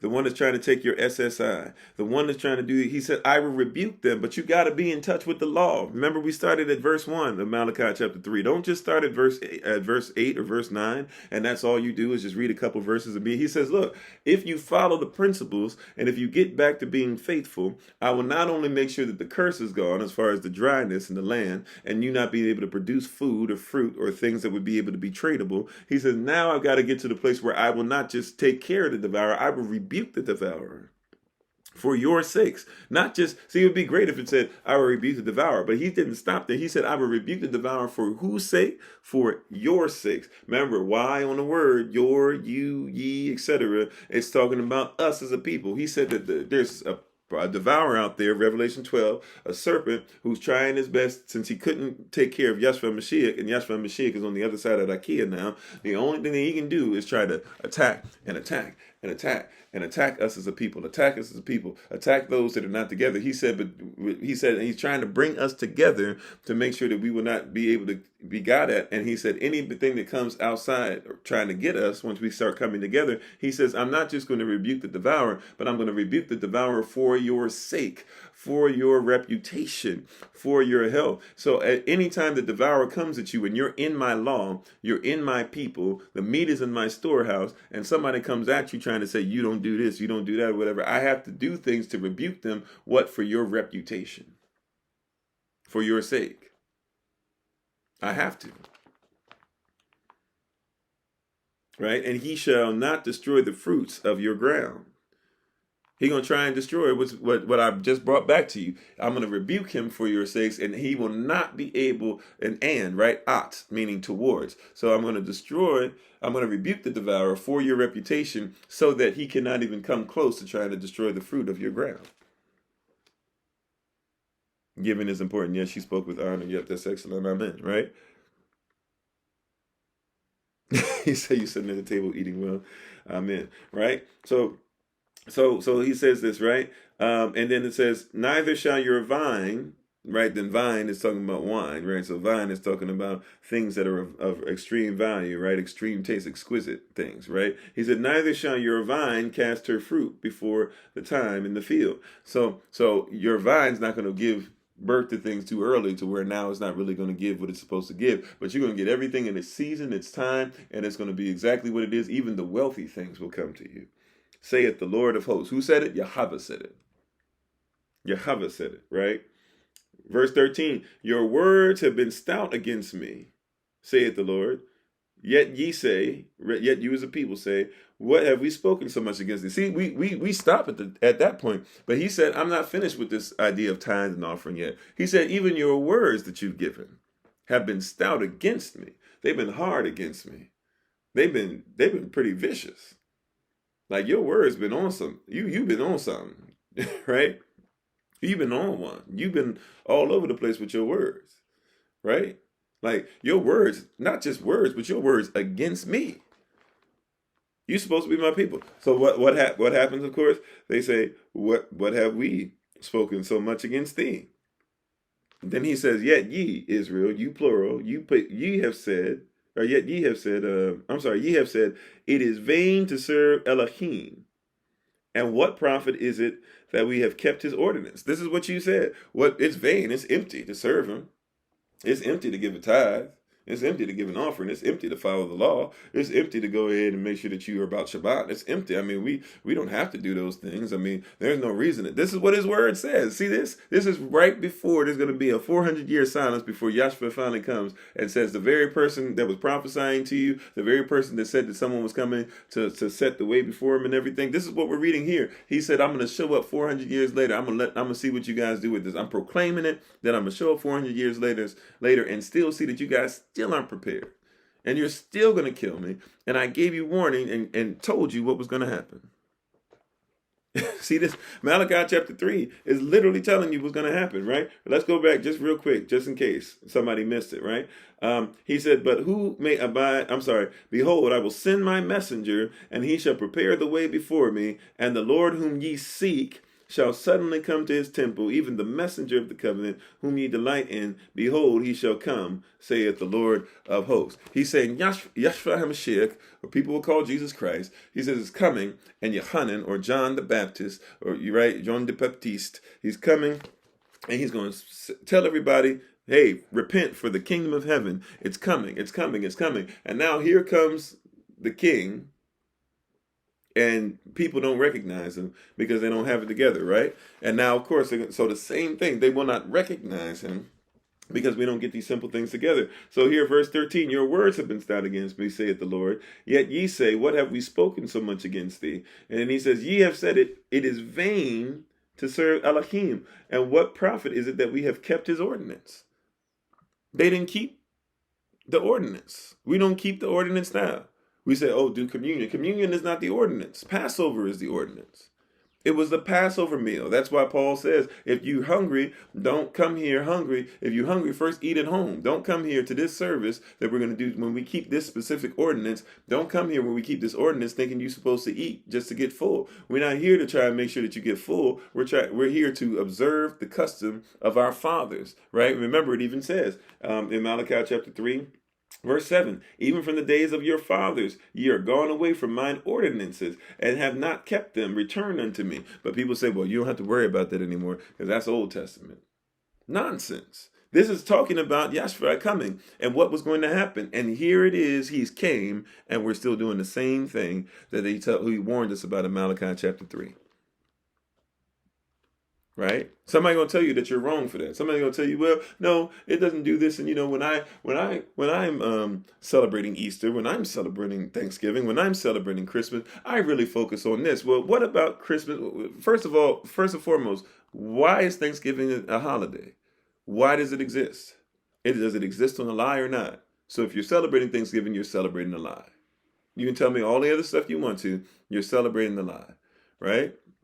Now, you got to figure out for yourself how comfortable you feel with going when somebody else invites you to something, this and that, or whatever. That's for you to decide, right? But if you're doing it, right, if you celebrating Christmas, well, you know, we just doing it, whatever, fine. Understand, when you go in there and you see that Christmas tree, that's Jeremiah chapter 10, verses 1 through 5. Do not be like the pagans. Do not go into the woods. Do not cut that tree down. Do not paint it silver and gold. Do not nail it so it stands straight up and down. That's scripture. That's word. That's law. That's binding. Now, you got to decide how close you can be to that thing. If you want to reach under there and get presents too and do all that, fine. Understand the presents. That comes for Saturnalia. Saturnalia was when they came together and men had sex with each other and people vomited in the vomitorium, right? And got certain things out of them and ejected certain things out to be able to have more food and stuff themselves more and more and more and be able to be lascivious. This is mistletoe. If you're going to walk under the mistletoe, understand that was something that was used specifically and put over so that people would be able to kiss and have sex with each other's spouses right in front of each other, and everybody was fine, right? If you're going to go there and do those things, fine. Pray about it, see where it is. But I'm just trying to tell you, don't sit up there, especially people of Yah, don't sit up there and have another Christmas celebration where it's going to be in your house, and you're going to bring all these things in, and you know the word says different. Right? If you know the word says different and you still going to do it and try to make excuses, hey, this is why he said, look, you have stout word against me because you say it's vain to serve me. You say it's empty to serve me. You feel empty inside if you don't make sure you do what the world does. So I'm not going to serve the Most High. This is what his word is saying. I'm not preaching. This is what his word says. This is the mindset of a tither. Tithing is not, once again, tithing is not just finances only. Tithing is a lifestyle. You won't give me what's mine.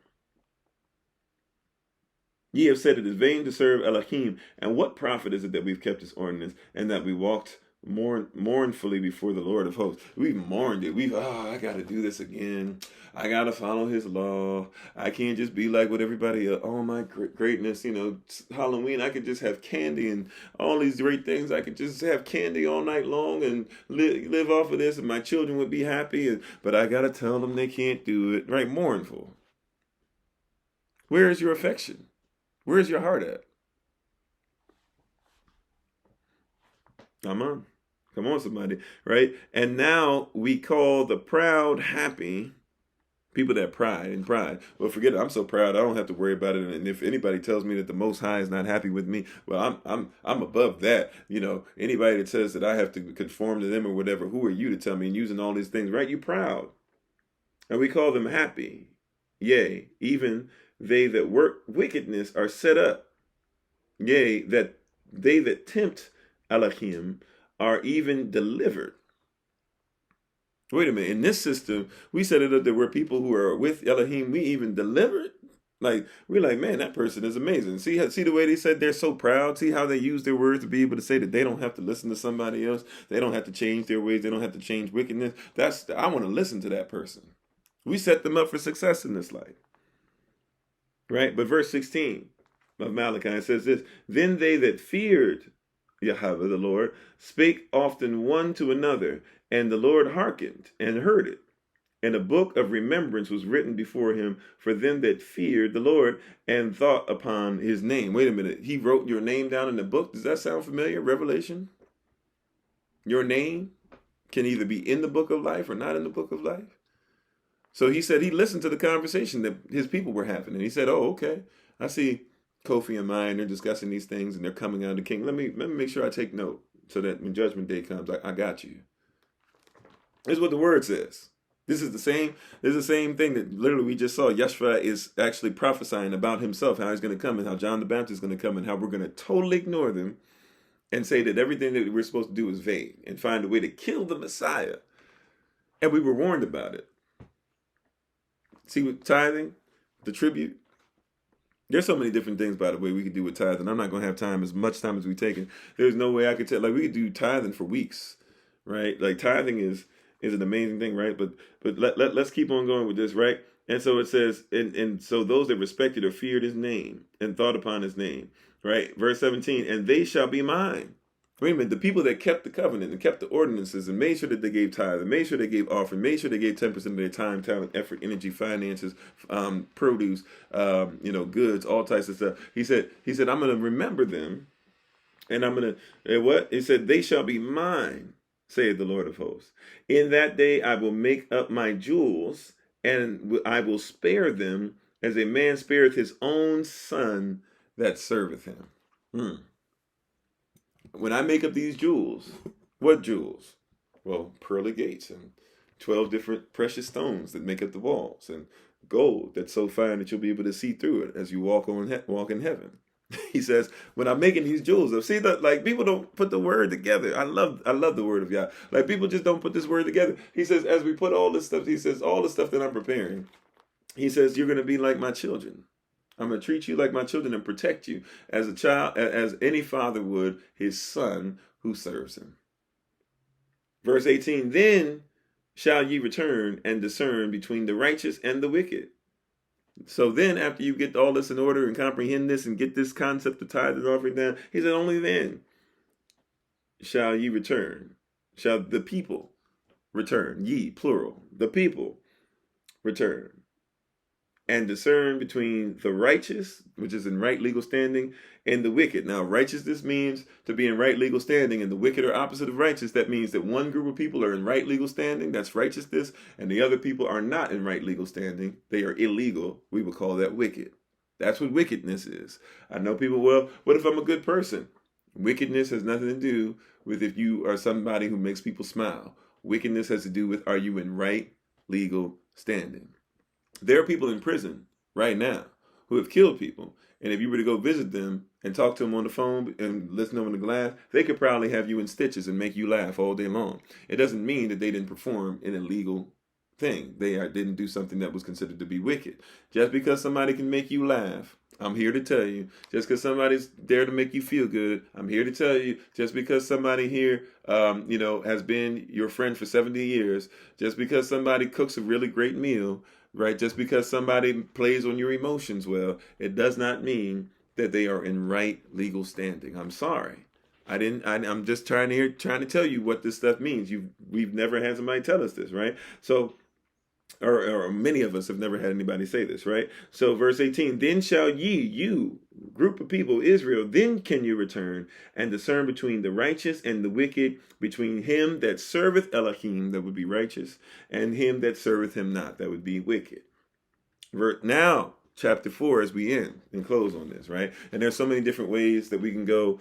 We could talk about the fact that the tithe Abraham gave to Melchizedek is actually what is like the prepayment for Israel being able to go into the territory of Melchizedek, which is going to be Canaan and all these things. There's so many different things we could talk about. We could talk about Boaz more.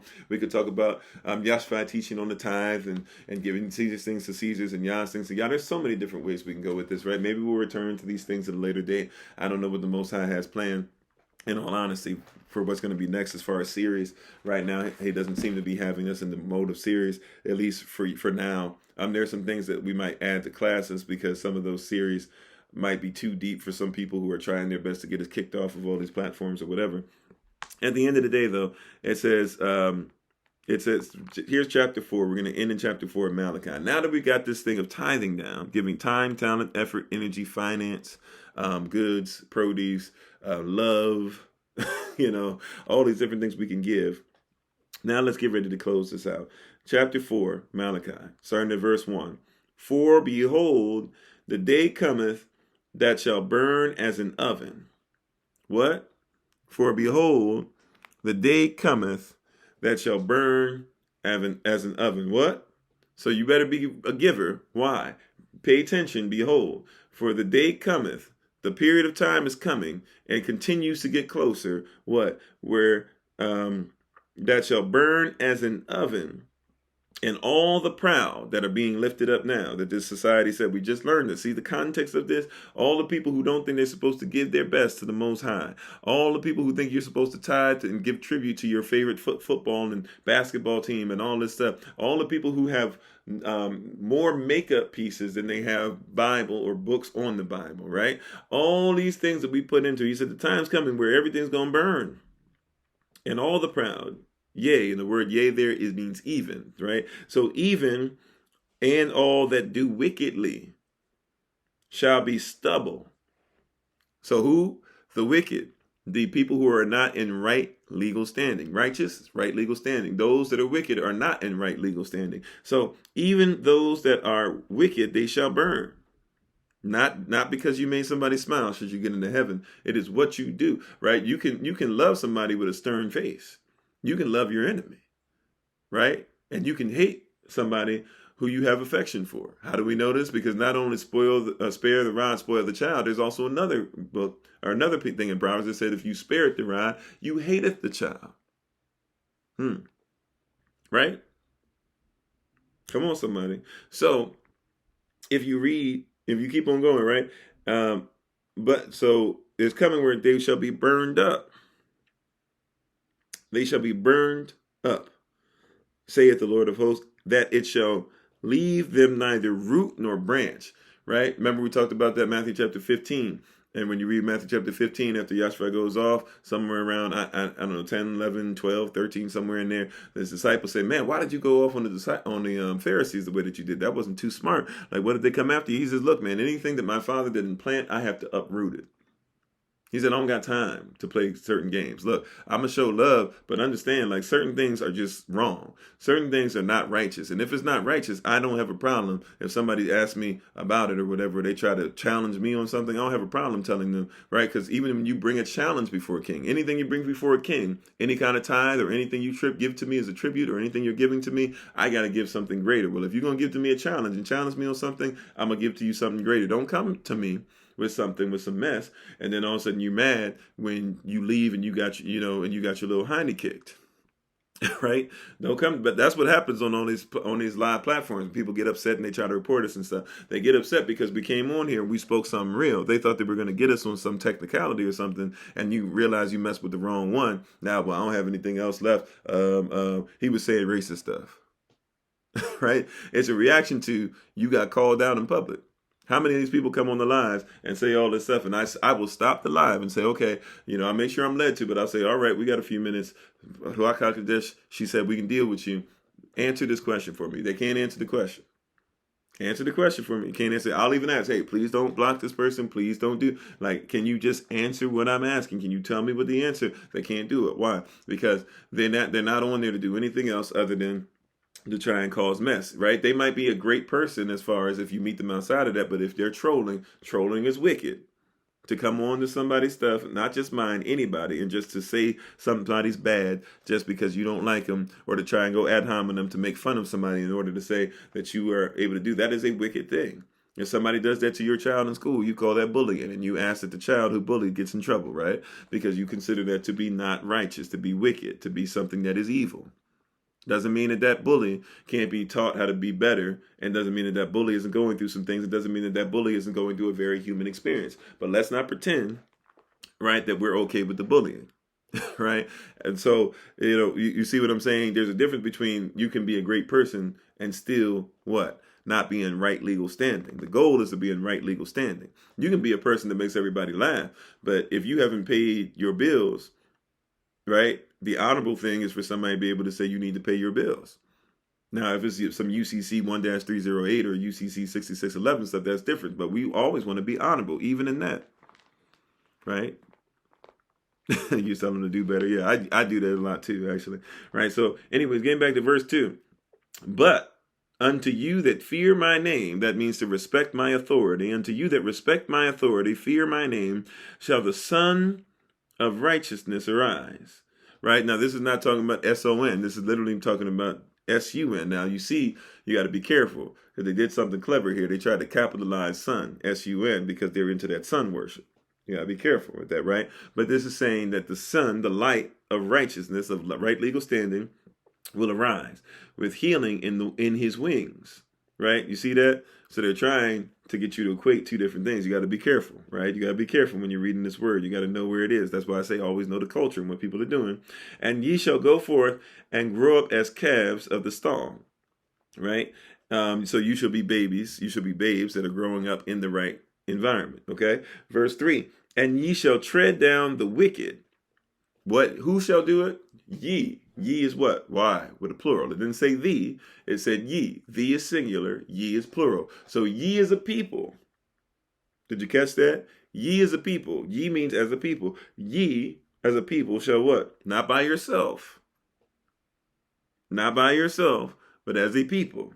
This is why we're getting our butts kicked by ourselves. Not by ourselves. That's why I said I can't do all this stuff on my own. We're going to have some meetings and everything. We're going to have this stuff more structured. Come 2022, I'm going to be dependent on you guys like I've never depended on you before because I can't do it by myself, right? You can't do it by yourself. We can do it together though, right? So it says what? And ye as a people shall tread down the wicked, for they shall be ashes under the soles of your feet in the day that I shall do this. In the period of time that I will do this, there will be ashes under the soles of your feet. Sounds like Revelation chapter 3, verse 9, where it says that people are going to come and recognize that you are actually the chosen people of Yah.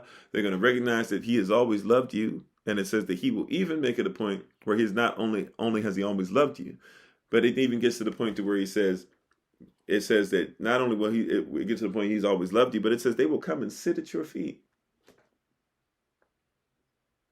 Even people who at one point would have said this is nonsense, they will start to sit at your feet because they recognize you're speaking on something. There's some truth. You don't seem to be off on your context or your facts. And every time I study what you have to say, because you're coming from a kingdom perspective, you never give me opinion. You just always give me contextual facts. And this context and these facts seem to be married together. They will sit at your feet. You have to remain honorable, though. Don't force them to sit at your feet. That's Yahweh's gig, right? That's our king's job. That's his place. That's his lane, right? We just do what we're supposed to do. And the kingdom will be there to where when we speak his word, it says, we as a people shall tread down the wicked. For they shall be ashes under the soles of your feet in the day I shall do the save the Lord of hosts. Verse 4, remember ye the law of Moses, my servant. This is right. This is talking about, remember, Malachi chapter 3, verse 1, that John the Baptist is coming, Yahshua HaMashiach is coming right behind him, and he's saying that people are not going to respect him, but he's saying that this same person is going to what? Be obedient to law. Remember ye, remember, plural, Israel, remember ye the law of Moses my servant, which I commanded unto him in Horeb for all Israel with the statutes and judgments. Wait a minute. Remember his statutes, remember his judgments. Remember what? His statutes and remember his judgments. What? Remember his statutes, remember his judgment. This is what the Most High, who's sending his son, it was going to have John the Baptist come first and talk about repent. And we just learned that the people, before we get into the curse that comes from them not giving tithes and offering, we learned that they had gone away and they didn't even obey with their own fathers, their own source. They say that their fathers, they say that this book is supposed to be their spiritual fathers, their physical fathers, where your daddies used to listen to this book and follow the commands and follow the statutes. Now you say that's vain. This is what we just talked about today. Now you say that what your daddies did, that was vain. It was empty. It didn't matter that much. The offerings they gave, it didn't matter that much. David said, I once was young and now I'm old, and I've never seen the righteous forsaken nor begging bread. But that don't matter that much. I'm going to go ahead and beg the government for this money real quick. I'm going to go ahead and get rid of my spouse real quick because I can't have my spouse and get this money from this check at the same time. You see what I'm saying? They've gotten you to be more in tune with what Willie Lynch says than what the Bible says. You said this dispute, the argument that the law is done away with, right? It is. The people are still going to deny it. See, at some point, that's why it says that it doesn't say in your word, when you go to Hosea chapter 4, verse 6, it doesn't say that my people perish for a lack of knowledge. It says, my people perish for a lack of knowledge, and it is because you have rejected knowledge. At some point, when this says what it says, you either do what it says or you don't. I mean, very clear. It says what it says. Like this word says what it says. Well, you can argue about it all you want. That's fine. But don't argue the point that the word does not clearly state what it says. Just because you don't want to do what it says doesn't mean that it doesn't say what it says, right? So it says, remember ye the law of Moses, my servant. This is saying, I'm about to come in the person of Yahshua HaMashiach. John the Baptist is going to come telling you to get yourself prepared for the kingdom is coming. The kingdom has already been established. I'm not reestablishing the kingdom. Matter of fact, I am reestablishing the kingdom. I'm not creating a new kingdom. I'm coming to be obedient to the law that's always been there. I'm coming to just simply say we need to get back to what was always there, what your fathers did, right? That's an important key to get, what your fathers did, right? And to remember the laws that your fathers were back into, the ordinance your fathers were in in Horeb, and with the statutes and judgments. Verse 5 of Malachi chapter 4, behold, pay attention, I will send you Elijah the prophet before the coming of the great and dreadful day of the Lord. I'm going to send prophet. I'm going to send the word. I'm going to send people who are going to give you things. I'm going to send you all these things, right, before it comes back.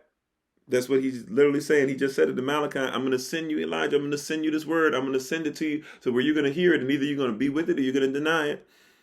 Why is this necessary? Why is it necessary to do what the fathers did before us? Why is it necessary for men, as we talked about last night, for them to get themselves back on track? Because Malachi chapter 4, verse 6. Tithing. Fathers, tithing. Fathers, tithing. Mothers, take a break on this. Women, take a break on this. Ladies, daughters, take a break on this. Fathers, hear me and hear me well. If you want this to work, this is why men are required, as we talked about in the podcast yesterday. This is why, as we talked about last night, that we need to have make sure that we have sustenance, sectile, occupation, and purpose. We need to make sure that we are about being what the general wants us to be and not being so distracted, as Elder Austin talked about, and Angelic Discipline talked about. Stop. As my wife talked about, why has it been so hard, and what is it that women need from us so that they can get out of having to be the strong black woman, and they can actually go back to being somebody that you might want to be more submissive and to listen and to lift you up like every other woman does of every other group of people. Why? What is it that needs to happen, fathers? What does it need to happen? Malachi chapter 4, verse 6. And after all this stuff is going on, this is what's going to be the result. This is what needs to happen. This is what's going to be the doorway, right? Verse 6. This is the last thing he's going to say before 400 years of silence, before Yahshua HaMashiach comes back on the scene. John the Baptist starts preaching Yahweh through Yahshua HaMashiach, starts preaching kingdom and starts healing and doing all these things and dies so that he might be able to give us Ruach HaKodesh so that we can live in who we are today. Malachi chapter 4, verse 6. And towards what? He shall return. Yahshua HaMashiach is coming what? He shall return. He shall turn the heart of the fathers to the children, and the heart of the children to their fathers, lest I come and smite the earth with a curse.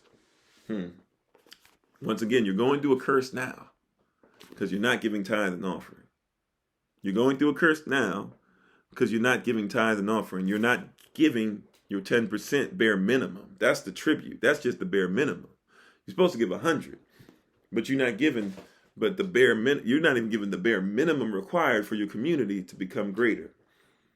Right? He says, if you don't do it, you think that this curse is bad now that you're going through. He said, I will come back and smite the whole earth with a curse, to where the whole earth is dried up. Because I can't have you out here eating all stuff and continuing to live wicked. That's why when you ate from that tree of knowledge of good and evil, I had to get you out before you try to eat of that tree of knowledge that tree of life. Because if you ate of the tree of life, you would have lived forever in foolishness. So as soon as you made the wrong decision, it had to get you out. It had to protect the tree. And when you get back to Revelation, he says, I'm bringing the tree back for those that are deserving of it, that I know will do what they're supposed to do. But the hearts of the fathers. Remember, he said, your fathers in times past, your men, your sources, where you came from, they used to do certain things, and they wouldn't allow anything less than what they did. My wife talked about that last night, right? Men, we need you whether we're there or not. Defend us, support us. Show people who we are. Tell people how great we are. Tell people that you defend us, this and that or whatever. Right? Right? Our father, our source who are in heaven. Well, we had fathers here, and they used to make sure that they were obedient to the word. There was no way that their little girls were going to go out there and not be protected. Now, fathers don't even raise their daughters, and then get mad when daughters that are not raised don't treat them right as wives, even though they're not wives, because they were never taught how to be wives while watching a father who would have been their husband until they got to their actual husband. He said a key component and all this, we missed it. See, a lot of people, because they don't talk about it, this is tithe. He's saying daddies at least get bare minimum, because 10% is bare minimum required to make sure at least you get some average children. He said you don't even give average. It'd be great if you gave 10. See, a lot of us think average is 70-something%. He was like, if you could just give 10%, you could have some average children. He said, but you below average because you won't give 10%. Imagine that, 6 minutes out of an hour. How much is that? 6 minutes out of an hour? Some people say, man, you sit there, man. I have people, you'll be studying this all day, or you'll be doing this. Like, why do you not have time? Like, go and do this, go and do that. Like, I'm not saying I shouldn't get out at all, but it's like, why wouldn't I study the word? What's wrong with studying the word 2-3 hours a day, listening to something motivational, reading a book that's going to help me as far as natural health or natural design or natural law? What's wrong with those things? What's wrong with getting up and making sure that we share a lot more time? And when I get back to having free time, I mean, these lives are going to be long again in the Risings. Starting next Monday, they're going to be long again, right? And when they become long again, and we go through all these things together and all that great stuff, like, what's wrong? What's wrong with that? What's wrong with us dedicating hours a day to being Israel and being in the law and being in the word? Not a daggone thing, right? I'm sorry, babe. You said you said our men are the foundation and so important to our community. They are the strength. Amen. The Shema said exactly, I don't want the role of a man of a father, right? Thank you for the amens and the agreements. Start strategies that are relevant targets. Amen. You know, and on just speaking truth. Thank you. And your discipline says it will take men and women, husbands and wives, to build and maintain Elohim's kingdom by our Lord's will. Amen. Amen. Yeah. Sonia says, grateful my father kept and raised 4 children, moved his mother in to help while he worked and provided for us and the extended family. Amen. There you go. Right? So this is what we're dealing with. This is what we're talking about. It says that all this stuff in tithing, and then it still comes down to the fathers. As I said last night, you want to be the king? Heavy's the head that wears the crown. And you know why? Because you're supposed to be the representative of Elohim in the relationship. The wife's supposed to be the representative of the assembly. The assembly has a lot of stuff that is important that they're supposed to make sure they lock into. But Elohim is ultimately the one that's on the throne. So if you want to be the king, Heavy's the head that wears the crown. Don't be mad when she say, I need my nails done and this and that or whatever. At the same time, I need you to love me. I need you to do this. And then at the same time, then after you love me this way, then I'll be in a position to support you. Well, wait a minute. Why won't you just support me and be that? That's not how it works. I know you don't want to hear that. That's not how it works. Right? Now, if he is giving you all these things, ladies, and you ain't in a position to be able to say, well, I won't support him because he's doing what he's supposed to do. I could see if he was out there looking busted and disgusted, but he was making sure that he was in, 17-piece suits and all that. But if you looking out there looking better than him, right? And if he's struggling to be able to get stuff or whatever, hey, shoot, make sure that you give him what he got. Give it the best. Right? He said, oh man, what time did this start? I have to listen to the tithe. I've been doing it for 20 years, but I want to be sure I'm doing it right. Amen. Yeah. So we started same time, 8:00 a.m. Eastern in New York time. So we're gonna go ahead and take our leave for today.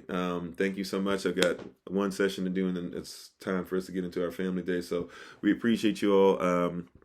We will be back on live this evening, 7:00 p.m. Eastern in New York time, and we will have it on TikTok. We will have it on Zoom as well, for those who might want to have their children participate or whatever, or you'd like to even speak on some things or ask some questions. We're going to talk about Halloween and Hallows Eve and how we as a family and how all of us as families try to adjust. And we will, that'll be at 7:00 p.m. Eastern New York time today, so feel free to join us on that. And we'll try, if possible, to have it on the podcast as well. So thank you to everybody. We'll leave it there. If you have the link, if you had the link from last night, then we're using the same link again tonight. That's why it says Brothers in Black /Halloween. So if you'd like to join us, we appreciate you. We're thankful and grateful for everything that you guys are doing, everything that you're about, everything that you are growing into. And we're excited that we can even come together on this worldly holy day and make sure that we remain holy and even discuss things. I'm so glad the Most High set it up that way so we could have a great talk. So thank you, Zay, appreciate you. And we will be back. Like I said, we should be back on TikTok. I think we're supposed to be able to come back on like right now, actually, but obviously we're finished. So we will be back on 7:00 p.m. Eastern, and we'll be back on live. And I'm asking, matter of fact, it's wild that we have to do it this way. All right. It's so wild, but I guess we have to be more beneficial. Maybe we can have a meeting about this. I might see if maybe a couple others of you, I might contact a couple others to see if you guys would like to be, what do we call it? Moderators on the live for TikTok. And I'll try to make sure we keep up Facebook, since we got a couple people seem to like coming on Facebook. But I'll try to see about making a couple more people moderators, and I guess we just got to give you the green light. Like before, I kind of been like, well, let's make sure this is open and this and that. But it seems like when people come on and are doing stuff, they just are. Some people they're trying to get us shut down, and we have to be more careful with that. I'm still going to be going through legal things behind the scene to make sure TikTok understands they will not be having us shut down just for no reason. So we'll be working on that. And probably then after I figure out how to do that with TikTok and finish that up, then I'm probably going to go over to YouTube and finish that up too. And maybe we'll have our old channel come back, who knows, or at least have access to our old stuff. So we don't have to redo everything all over again. However, just, if you can, just, we'll be looking at a couple people's who, when you come on tomorrow on the Rising, or maybe even this evening, if you come on TikTok this evening and not on on Zoom link, we'll try to add a couple more moderators, and I guess we give the green light. Like, anything that you guys see, anything I'm talking about, if somebody comes on saying this, that, bad attitude or whatever, if you catch them before me or whatever, unless like I ask specifically, can you allow this person to speak? If you cut somebody down, even like, let me say, I'm going to trust you. So let's just say it like this. Even if I say, can you go ahead and let somebody speak, but you ain't feeling it, like, feel free to cut them off. And, if you even see me get irritated about it, feel free to text me and call me or whatever and be like, yo, Kofi, this is so-and-so was doing this, but I just felt in my spirit. Like, and a lot of times I won't even get mad at you because I'm giving you license to do, like, I'm like, please do this, right? So, feel free to do that if that's necessary. But, I guess you can't be, not, you know what I'm saying? Like, you trying, love is one thing, but not being lawful is another. And if people are going to do stuff that's going to be not lawful and lie on us, and try to get it to where we're not being effective in the platform that we have access to, at least until we can become so big that the platform doesn't really matter that much anymore, which we're kind of doing in certain regards. But, until we get to that place, we have to be efficient. And so let's be efficient. So exactly. So if they come with ill will or bad intentions, and be prayed up before the lives, just like I know you guys always are, but be prayed up, especially those that are moderators. But if you feel the need to, do what you feel like you got to do, and I'll trust you. And if we have to have a conversation, I promise you, like, I will just listen and be like, and if you say, look, Kofi, like, you might not have seen it, you had 500 people on, you couldn't have seen everything, but I was paying attention to the scroll, and I saw them say this and this, and I rewound it real quick. I scrolled back and I saw this, and I was like, nope, they already doing something. If that's what you feel, you do what you do. Okay. So, I thank you guys. I appreciate it. You feel that, yeah, I know you can. I know, Minister Nice, I know that you're led by the Spirit. So that's what I'm saying. If you feel a certain way, if you feel you got to do a certain thing, I trust you guys, as I said, coming up next week, not this week, but starting next Sunday, it will be my first time in a long time not having to do so much stuff that's been going on, and kind of getting away from that, where I'll actually be free again. And the week after that, we'll be having a lot more time to do, to have meetings once a week and do things like that. So we'll be able to talk more, but I trust you guys to do that. All right. So thank you very much. So we appreciate it. We thank you, and we honor you. Oh, looks like we lost everybody on the podcast. So, we appreciate it. We look forward to being with you guys again soon. As always, it's been Pastor Kofi, aka the Shadow Man One, Pastor Servant of Christ, where we are always changing lives one mind at a time by being a voice to the voiceless and speaking the unspoken, until I have the great privilege, opportunity, and responsibility of being in front of you all again. Please remember, as always, that you are loved, you are necessary, you are majestic, you are fearfully and wonderfully made, and you, which is all of us working together, will be the reason this world changes for the better, bare minimum. Will be the reason why people who are in this, or will be the reason why people who are in this system no longer have to be of it. Shalom, family. Peace.